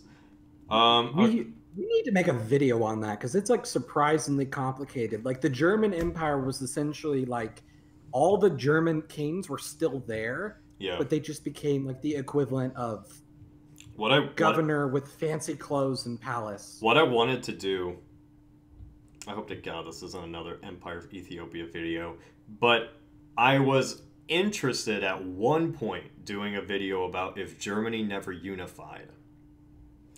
And I think that would be a perfect collaboration for us both to do. Yes. Yeah. That'd be a tough one. Yeah, well, that's why I avoided doing it, because you have like every single one. And the only thing I'm really thinking of is if Napoleon never invaded Germany, and so it wouldn't have simplified the entire process to allow Prussia to then compete with Austria. But who knows? Anyway, Tristan, favorite time in history. Okay. Well, I could go with a couple answers. The first one is the period that I actually do study myself, which is like the War on Terror era, the kind of one we're in now, like the 2001 to 2011 period, which is what I do. But that, that's not as fun. So I'm going to go with probably the turn of the century until about maybe the Depression. So like turn of the 1900 to 1929. Mostly because I really love the explosion of interest. Like there was an explosion of popular movement, radical politics, culture. That's the period of the Harlem Renaissance, and it's a period of a whole bunch of really cool new social movements and stuff going on. And I think that would have been a really interesting time to be alive, to just see the kind of Victorian society fall apart. That's interesting. Yeah, that's interesting. For me, my favorites is Crusades. Nothing beats Crusades for me. And cue the Deus Volts in 5, 4, 3, 2, 1. Say it, everyone. And we gotta wait. We gotta wait a little bit. But darn lag. Yeah. When did it become a meme, by the way? There you go. Yeah. Woo! Look at that baby go. Yeah. Oh, wow. Never underestimate the power of Deus Volt. But yeah, yeah, Crusades are my favorite. Also because I'm in RCIA right now, and I'm on the process of becoming a Catholic. So it's kind of really tied to my who I am as a person now. And well, I mean, the church really doesn't celebrate in any way the Crusades, but I find the period fascinating, which I think bleeds into my fascination of Warhammer 40k too, is because 40k is pretty much just the Crusades in space. So yeah, but yeah, I like the Crusades. That's my interest. Wait, if Warhammer 40k is the Crusades in space, I have a question, because I really like the Tyranids, and who would the Tyranids be in this situation? Tyranids are the bubonic plague. Tyranids I'll take that. Yeah, Tyranids are the things that would they don't give a shit if you're Muslim or Christian, they just kill everyone. So, yeah. Yeah, so, no, you can't say Mongols or Turks, because the Turks and Mongols were Muslims. So, okay. So then for your 10 million sub special, when you inevitably reach there, it'll be a video of yourself attempting to joust. I actually do. I've done LARPing sometimes with those swords and shit. It's fun. It's fun as hell. I would never dedicate so much time into it, but it's kind of fun. So somebody said, any advice for up and coming YouTubers? And I met this guy. His name's Technicality. I actually met him at YouTube. Oh yeah. Yeah. So I think What's up, Alex? Yeah, so we can all kind of contribute to this. I would say the simplest thing is make content that people like. And I know that is obvious, because, nobody knows what people like, but all the formulas, all the asking for likes, all everything, it's not going to matter if you don't make content that people actually like. And it's going to take... You're never going to start off with, the videos that you will always want to make. You're always going to want to keep, improving, and you're going to look back on your stuff as shitty a few months even before. I do that on my videos all the time. But that's kind of progress. Bad day. What the hell? Advice. It's good. It sounds trite at the top, but Oh, honestly, no, there's a lot of people on YouTube who see. iTunes went off. Yeah. So. Oh yeah. Sorry. So, what were you saying? Oh, it's just it sounds kind of obvious, but there's a lot of people who make content on YouTube, kind of from the perspective of them making what they want to make and like trying to force it to become popular. When like when I went to go make Step Back, I came to you, we had a nice talk because I was interested in how you made your videos, but then I also was looking for like what's the hole that I could fill on YouTube, and that's when I found that like there was nothing in the YouTube history space that wasn't the entire war, and so I decided to fill that. Yeah. Yeah, like the niche. The niche is the most important. Is like if you can find a niche that you can do, nobody else really does it. That is probably your best bet at succeeding, because you can have thousands of Let's Players, you can have all that, but they're all going to be competing with one another. I've never once competed with an alternate history person. Yeah. And, I mean, the history people really don't compete against one another. I feel like that's a thing with education in general. We don't really compete. We kind of just like talking about stuff, and we talk about stuff that we know, and people like hearing us talk about stuff. That is all we are at the end of the day. Competing doesn't really work in media in the same way it does in like other things, because like you can like it's not like if I watch Cody's video, I'm not going to watch Tiger Star. In fact, it benefits us from, of course it benefits us from interacting and collaborating and growing all together, because if we all grow all together, then we're crafting a bigger and bigger community. Yeah, so I mean that's kind of the good thing about you're not wasting too much time dedicated to one specific person, because there's a whole bunch of, I mean, I can't even think about how many YouTubers that are relatively similar that I watch, but I love all of their content all the same. And I don't know, I mean it's pretty much just make your content good. Yeah. Plus, it helps that like history isn't a product; it's not like a copyrighted idea. So like we don't need to be competitive over it. It's already there. It's there for everyone to use. So like, okay, person makes a video on World War II. That's cool. Everyone else can do that too. And there's so many resources on it. There's so many books and so many different perspectives, and it's written down, so you can take different angles and. Yeah, that's why. I mean, I love history because, I mean, I already loved history, and I decided to talk about history. Well, it just so happened that history is a relatively good thing to talk about on YouTube. Anyway, continuing. Oh, alternate history hub. Why do you own a Confederate flag? So I don't actually own, like, oh my god.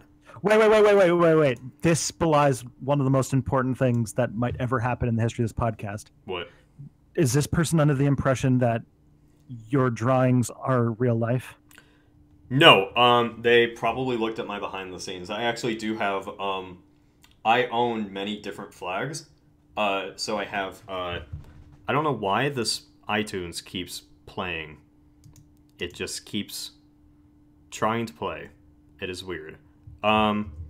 Yeah, so the reason why I own the original first national flag of the Confederate States. And so the real Confederate flag, not the battle flag. Yeah, I don't own the real battle flag, not because like offensive or anything. I mean, I own a literal Nazi flag. I just don't. I mean, I like flags. I don't really connotate them with the things that they were. I mean, I have a British flag. Do I think about the glory of the British Empire all the time? Or I have a Canadian flag. Do I think about how amazing it... Well, I have a Canadian-American Union flag. Do I think about how amazing Canada-America would be teamed up? I mean, yeah, they would be, but I'm not going around vocalizing it. Yeah, I mean, I like certain designs for You're flags. collecting artifacts. I mean, that's Yeah. simple. Yeah, I'm collecting Like artifacts. I have several like I have an Iron Cross medal, but I mean, I'm not a Nazi. I'm not like pro Kaiser Germany or anything. It's just a cool thing to have. Yeah, and plus, I mean, personally, I like the look of the what? Why does this do this? Why is this? What is this? I don't know what this is. Anyway, yeah. So I kind of like the look of the first national flag because it looks like the American flag, but not. And then Smaller everything. Yeah, and I get why it was confusing in battle and stuff, but it's a more simplistic American flag, which is why I like the Ohio flag too. That's the same exact reason why I like the Ohio flag, is just because it's like the American flag, but it's not. I actually own a Union cavalry flag, which is hanging right behind my computer, and I'm looking at it right now. I just like stuff that's a variation of red, white, and blue. I don't know. Yeah, so anyway, going on.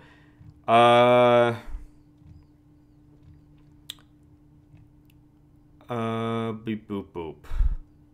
The traditional Confederate flag was never a national flag. It was like a cavalry flag for like the Tennessee cavalry or something like that. It was for this, like the one that like the Hicks fly these days. I don't. That was the Army of Northern Virginia. That was the. Yeah, that was just the battle flag that land forces used in battle. Well, what happened was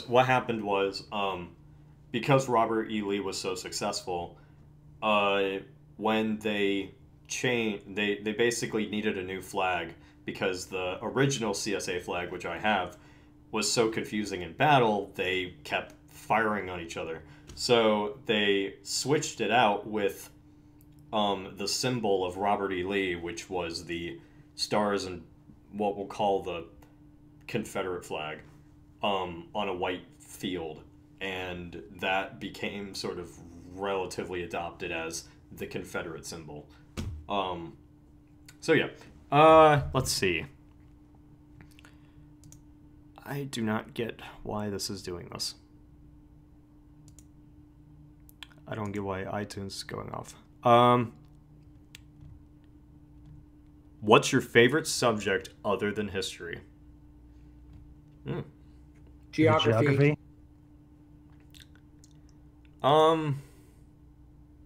Yeah, I'd say geography. Yeah. Wow. Wow, that was simple. Well, no. Okay, something that's not geography. Something that's not geography. Yeah. All right. Mine's is art. Yeah. Oh, I know you and music. Yeah, definitely. I could see that. For me, it'd probably be computer science. Yeah. So that's your answer. That's our other lives that aren't just history. What if history and rock and roll? Cartography, Tiger Star. It's the obvious one for you. Why is life so suck? Because you're eating nothing but chicken nuggies all day and being neat. Okay, so what if Adolf Hitler passed art class? He would make some very nice paintings. I'll say that. There'd be a lot more people alive. A lot more people alive. A lot more people probably born because people get so horny from his beautiful paintings. And ironically, more people dead thanks to a lack of frostbite research. Ooh. Yeah, like what would have happened if like Hitler like developed as an artist and then like in his older years he got into some like super like next like abstract but also like really erotic stuff. Like he became like kind of like part of like the new wave art movement in the 60s and stuff. You know what would be so oh my god, that's actually a fantastic idea for like maybe a short story. I don't know. Somebody's probably gonna steal it since I'm saying it. But what if there's just a story that follows a young Hitler, well not a young Hitler, an old Hitler, and he lived his entire life as a successful artist. And because of his successful art career, he became like one of the leading liberal minds. And like he adopted modernism, he adopted all of these sort of things, and becomes a hippie older. Yeah, it becomes like a hippie older. Becomes a hippie. He becomes a hippie older, and the world knows of Hitler, but they only know him as this kind artist. I don't know. That's kind of just like I could see in his portraiture. There's like influences of Picasso, you know, and Hitler, and it's like just see like the brushstrokes. Yeah, I mean, who knows? I mean, I don't know why somebody would make that, but it'd be an interesting alternate thing. Let's see. Okay. Somebody said, "What if you weren't doing this Q&A right now?" I would be sleeping, because I am surprisingly going off of almost 48 hours of sleep, of no sleep. I was about to say 48 hours of sleep. 48. Yeah, I'm actually sleeping right now. This is yeah. What was the other thing that we had? We had the Q&A. We had the other thing. One sec. We had the structure Tiger Star. We had the Have we done the swimsuit contest? I mean, we thought about. I added this thing for like fan mail, but I mean, this is the first episode, so like we don't really have that yet. Oh, so we could actually do. One sec. I really hate how Discord automatically doesn't. Okay, here we go.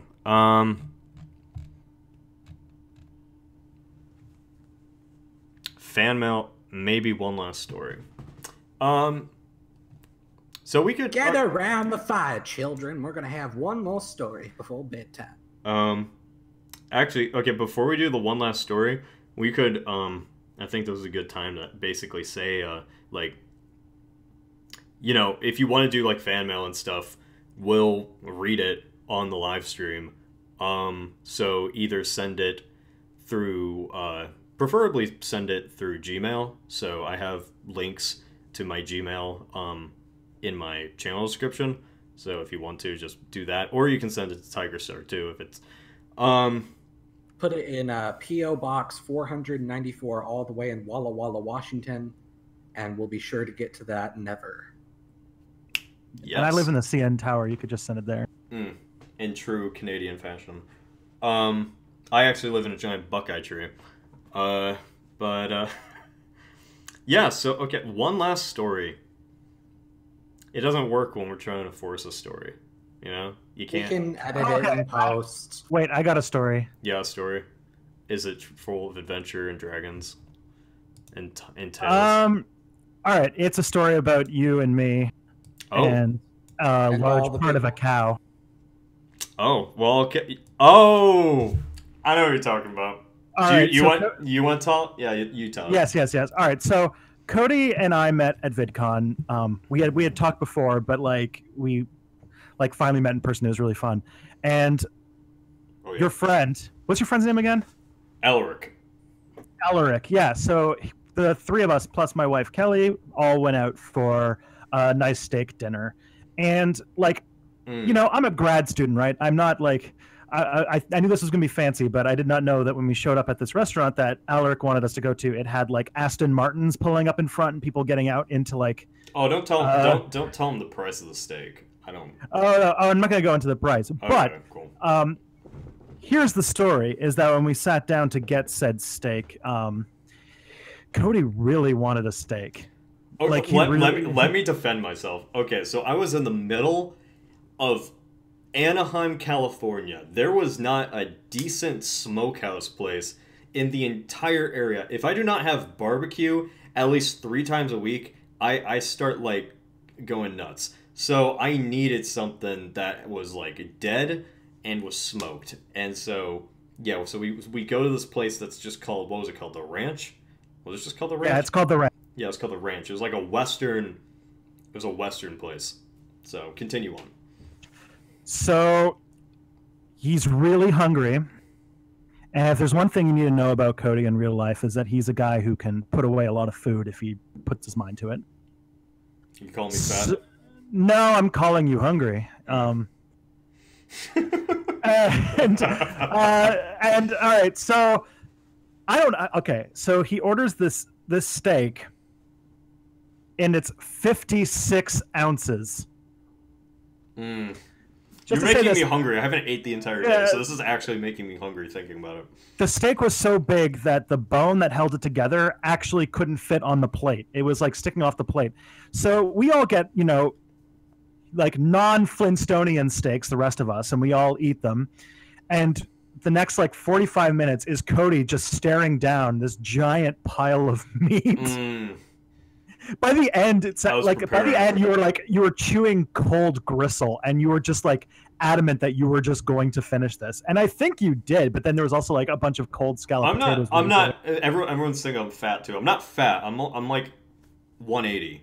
So I'm pretty good.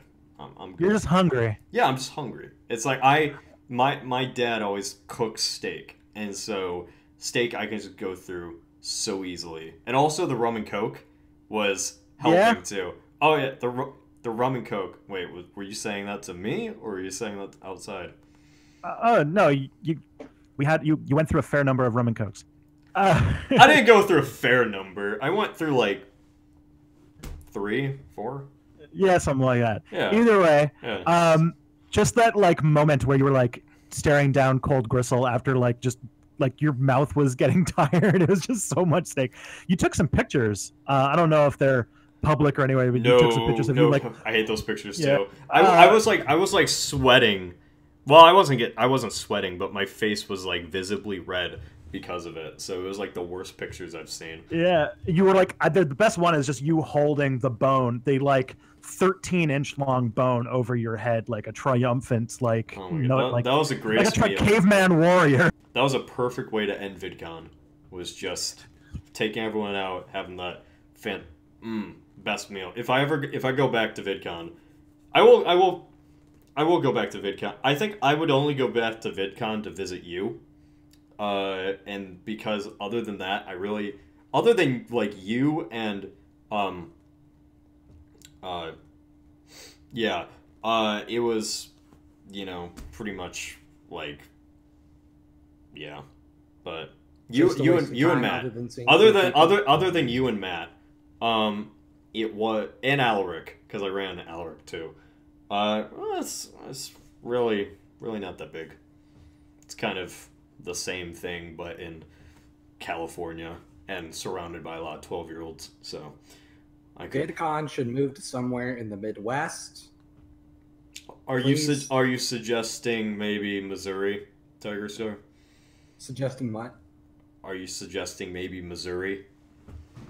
It could be Missouri or Kansas. I don't care. It's just when you live in the literal middle of the country, if it's on either coast, you're just, well, I guess I'm not going to that. So unless it's like Denver, you're like, or like Dallas, or like Dallas or something. Dallas would at least be remotely feasible for me. Yeah, Ohio is usually, there isn't really a lot to go on the East Coast. I mean, the East Coast kind of depresses me, to be honest. Except for like Washington D.C. The rest of the East Coast is kind of like eh. The West Coast is soulless, but it has some really good what's it called? It has a good, I can't think of what it's called. Climate. Has a good climate. Has a good, yeah. So, it's not depressing. It doesn't make me sad, because there's, like, not even a cloud in the sky. Yeah, I forgot where I was going with this. Somebody saved me from my rambling. I think you're trying to talk about why you like Ohio a lot. I like Ohio. But I also don't really like anywhere else. So I like Ohio because I'm simple. I'm a simple guy. And I could be happy with I love the channel. I love the channel and everything, but the channel is to give me income. Well, the channel is one, to do what I love, but the channel also gives me income to live my life the way I want. And so if that means like buying guns, buying a new truck, supplying a life for my girlfriend's shit, I'm fine with that. So yes, white boy from Ohio thought, thank you. That is exactly. So I'm a basic bitch for the Midwest, but yeah, that's why I like Ohio, because I'm simple. Move to Missouri. We have a low cost of living outside of St. Louis and Kansas City. Well, I am moving to Texas, so we'd actually be close to each other, relatively. Wait! I thought this was like a far off dream, moving to Texas. Are you actually planning this? Like short term planning? Within probably, I'm hoping, a year or two. Oh wow! No, just do Missouri. Well, the thing is that I already have my sights on Texas, so. No. I just refuse. Southwest Missouri. Well, I'll visit. How about that? Shortly after VidCon, I actually moved to Toronto, and I live in like downtown Toronto, and I love it. Like it must be the opposite of Ohio, I think. I mean, I'm a person that I don't like places that are expensive to live in. So I don't know. I think that completely just is different personalities, to be honest. Like you like where a lot of stuff is going on, and then I'm kind of like, I don't know. I kind of like this out in rural nowhere. Not too out in the middle of nowhere, because my brother lives in a place called Delta, and it's basically like 500 people, and you know that's a little bit too much. But I like with the convenient Walmart and stuff. Yeah, I like stuff. I like subways. I like the fact that like there's a YouTube space here where I can film all those fancy new videos I've been making. Mm-hmm. I mean, yeah, we definitely don't have those here, but I also don't film my that's the thing, is like this is entirely just, it works perfectly. Your region works perfectly for you, and my region works perfectly for me. And all my cat's snuggling. That's cute. Oh yeah, I'm not gonna fault it. It's cool. I like it for me. You like it for you. Good. Yeah. So then, Cody, when you move to Texas, what you need to do is you need to record a film of yourself just standing outside your house in whatever outfit you're wearing, and just holding a bottle of beer in your hand, and just like every episode of King of the Hill, you just go, Yep. Well, that boy ain't right. Boy ain't right.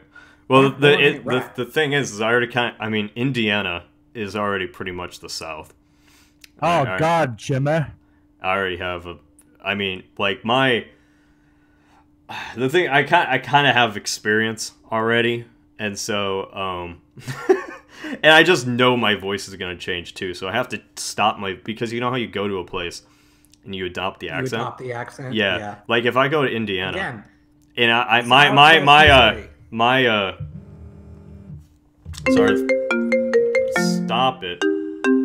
You're gonna like start making videos wearing a 10-gallon hat, and all of your scenarios are gonna be like, Jesus. You know, you said that there was that guy with the scenarios that ended with communist revolution. All of yours are gonna end with Texas independence. Oh God, no! I would not actually ever do. Okay, so this is gonna be. I would never be a poser. Like, I know that I'm kind of, you know, somebody who's moving there. I'm not gonna automatically be like, yeehaw, cowboy, I'm always been from Texas. You know, I'm not doing that. It's you see it as it's a place to move, and but I do know that just unconsciously my voice is going to get a little bit of a twang, because it already does that in Indiana when I spend like a week with my grandma and my uncle, because they kind of sound like this a little bit, and so my voice kind of takes a little bit of that Indiana twang, and it's, yeah, so that's what they sound like, but I start to kind of get a little bit of that, and I'm probably good at there too, so hopefully my videos don't change. Hopefully. Howdy, y'all. Welcome to Alternate History Hub. Welcome to Cody Franklin's Alternate History Hub and Pub and Grill. I'm gonna do squirrel jokes. Howdy, y'all! How many squirrels does it take to put in a light bulb? I don't know. Tell us. I don't know. What was the joke? He wasn't ready for that one. Wasn't it like No. none because they're so darn so stupid? darn stupid. Yeah, because they're so darn stupid. Oh, jeez. What's so great? We're just gonna go and start a bar and grill and like get rid of finish with this whole YouTube thing. Yeah. Oh, people are asking where in Texas. We're not. Me and my girlfriend aren't like exactly positive, but we're aiming for more of like northeast, so around Dallas, Tyler area. So actual King of the Hill territory. Yeah, pretty much. So I don't want to go. I don't want to go south of Houston or north of Dallas because that's just Oklahoma. So yeah. Yeah. So it's that sweet spot. It's that sweet spot. No, not Austin. I'm not going to Austin. But yeah. So it's that nice old sweet spot. And yeah, it's because it's kind of like here. Ohio kind of has the same geography, except it has a little bit more trees. So, Texas, or at least this area of Texas, is like Northwest Ohio, but it doesn't have freezing cold winters that make you want to die. So that's a good thing. The winters are very, very influencing on my decision to move.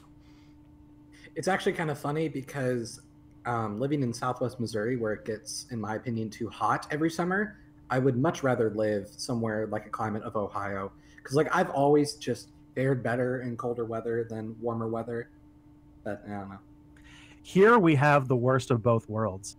Like Southern Ontario has this wonderful thing where we have maybe like 6 nice days a year, and that's just between like ridiculously cold and too hot. So you're telling me that in Ontario you have prices that are super expensive for land, and you only get like 6 nice days out of the whole year, pretty much. It's not the best city in Canada. It's just the only big one. Oh, I guess you can go to Montreal, but if you go to Montreal, you need to know French. Morgan Andrew wants to call out. Hi, Morgan Andrew. I just saw that random thing. That's why not. Yeah. So, what, Cat? What do you want? Can you guys hear? Yeah, I heard him. Yeah. Yeah. It's just loud.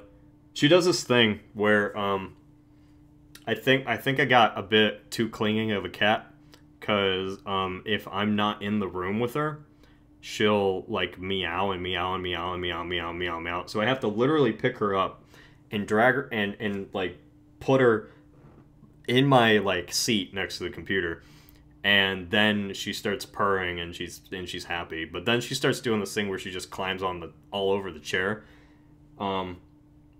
Yeah, she's pretty much. Yeah, that's right. Yeah. So what you're saying is you have a cat. Well, compared to my girlfriend's cat is freaking evil. And I'm gonna say this in case she's actually listening to this eventually. Yes, Izzy, your cat is evil, because he's like this black, very black, huge cat, and she always acts like he's the cutest thing ever, but I think he's gonna eventually kill somebody. Like, I would not be surprised if he's like Voldemort as a cat. So yeah, there are some cats that do not like just sitting around, and they like killing things, because that cat likes killing things. People are saying I don't like blacks now. Come on, thanks everyone. That's great. I knew that was going to happen. Yeah. I just didn't want to say anything because I was worried if I said something, then they'll. I know people are like, oh, the live chat is cancer. I think the live chat's funny as hell. I like it. I actually like it. But yeah, Tiger Star, would you say that this was actually a very successful live stream? I think we went. How long did we go? 2 hours. Yeah, 2.5 hours. Wow. And I imagine once we edit this down, it'll be like an hour 45. Like 6 minutes. Yeah, I'll have to. Oh, I completely forgot to make the YouTube channel. I need to do that. Well, that's fine. Do we want to just go ahead and tell them this? We're planning to make this Yeah. what do we decide? Weekly, semi-weekly, monthly? I could do weekly. Yeah, I could do weekly. Yeah, I would like. All right. I would like to. Weekly podcast. Well, weekly live stream, and then we'll edit it down for other audiences. On another channel, which be sure to like check my social media and stuff. I might announce in the next video too. But our podcast will be called So That Happened, and it will be pretty much discussing exactly what we do here, just nerd stuff or history stuff or life stuff or just anything. And yeah, so check back next time, and do you think this is a good time to actually call an end? Yep. Yeah, I would say so. I need to order that Papa John's already. You didn't order the Papa John's already? I thought you were eating the Papa John's this whole time. No, because like based on the time zones, we kind of got in here at like 4:30, 4-ish. So it's just like yeah, it's just that awkward time where it's not dinner time yet, but yeah, I'm sure we'll be fine. And I haven't ate the entire day. I'm going on 48 hours of no sleep, and also I haven't ate since last night. So good lord, man. Yeah, well, Get do it for the stuffed crust pizza. Do it for the vine. Consume it for yourself, for the stream, your health, and most importantly, America. And on that note, and on that bombshell, thank you everyone for watching, and thank you guys for doing this with me. I mean, this was pretty great. Finish with the sign off. Yeah, how about you guys finish with your sign off first, and then I'll do mine last. How about I'm Emperor Tigerstar. I'm Tristan from Step Back History. And I'm Cody from the Alternate History Hub. Like and subscribe. Okay. And Cut.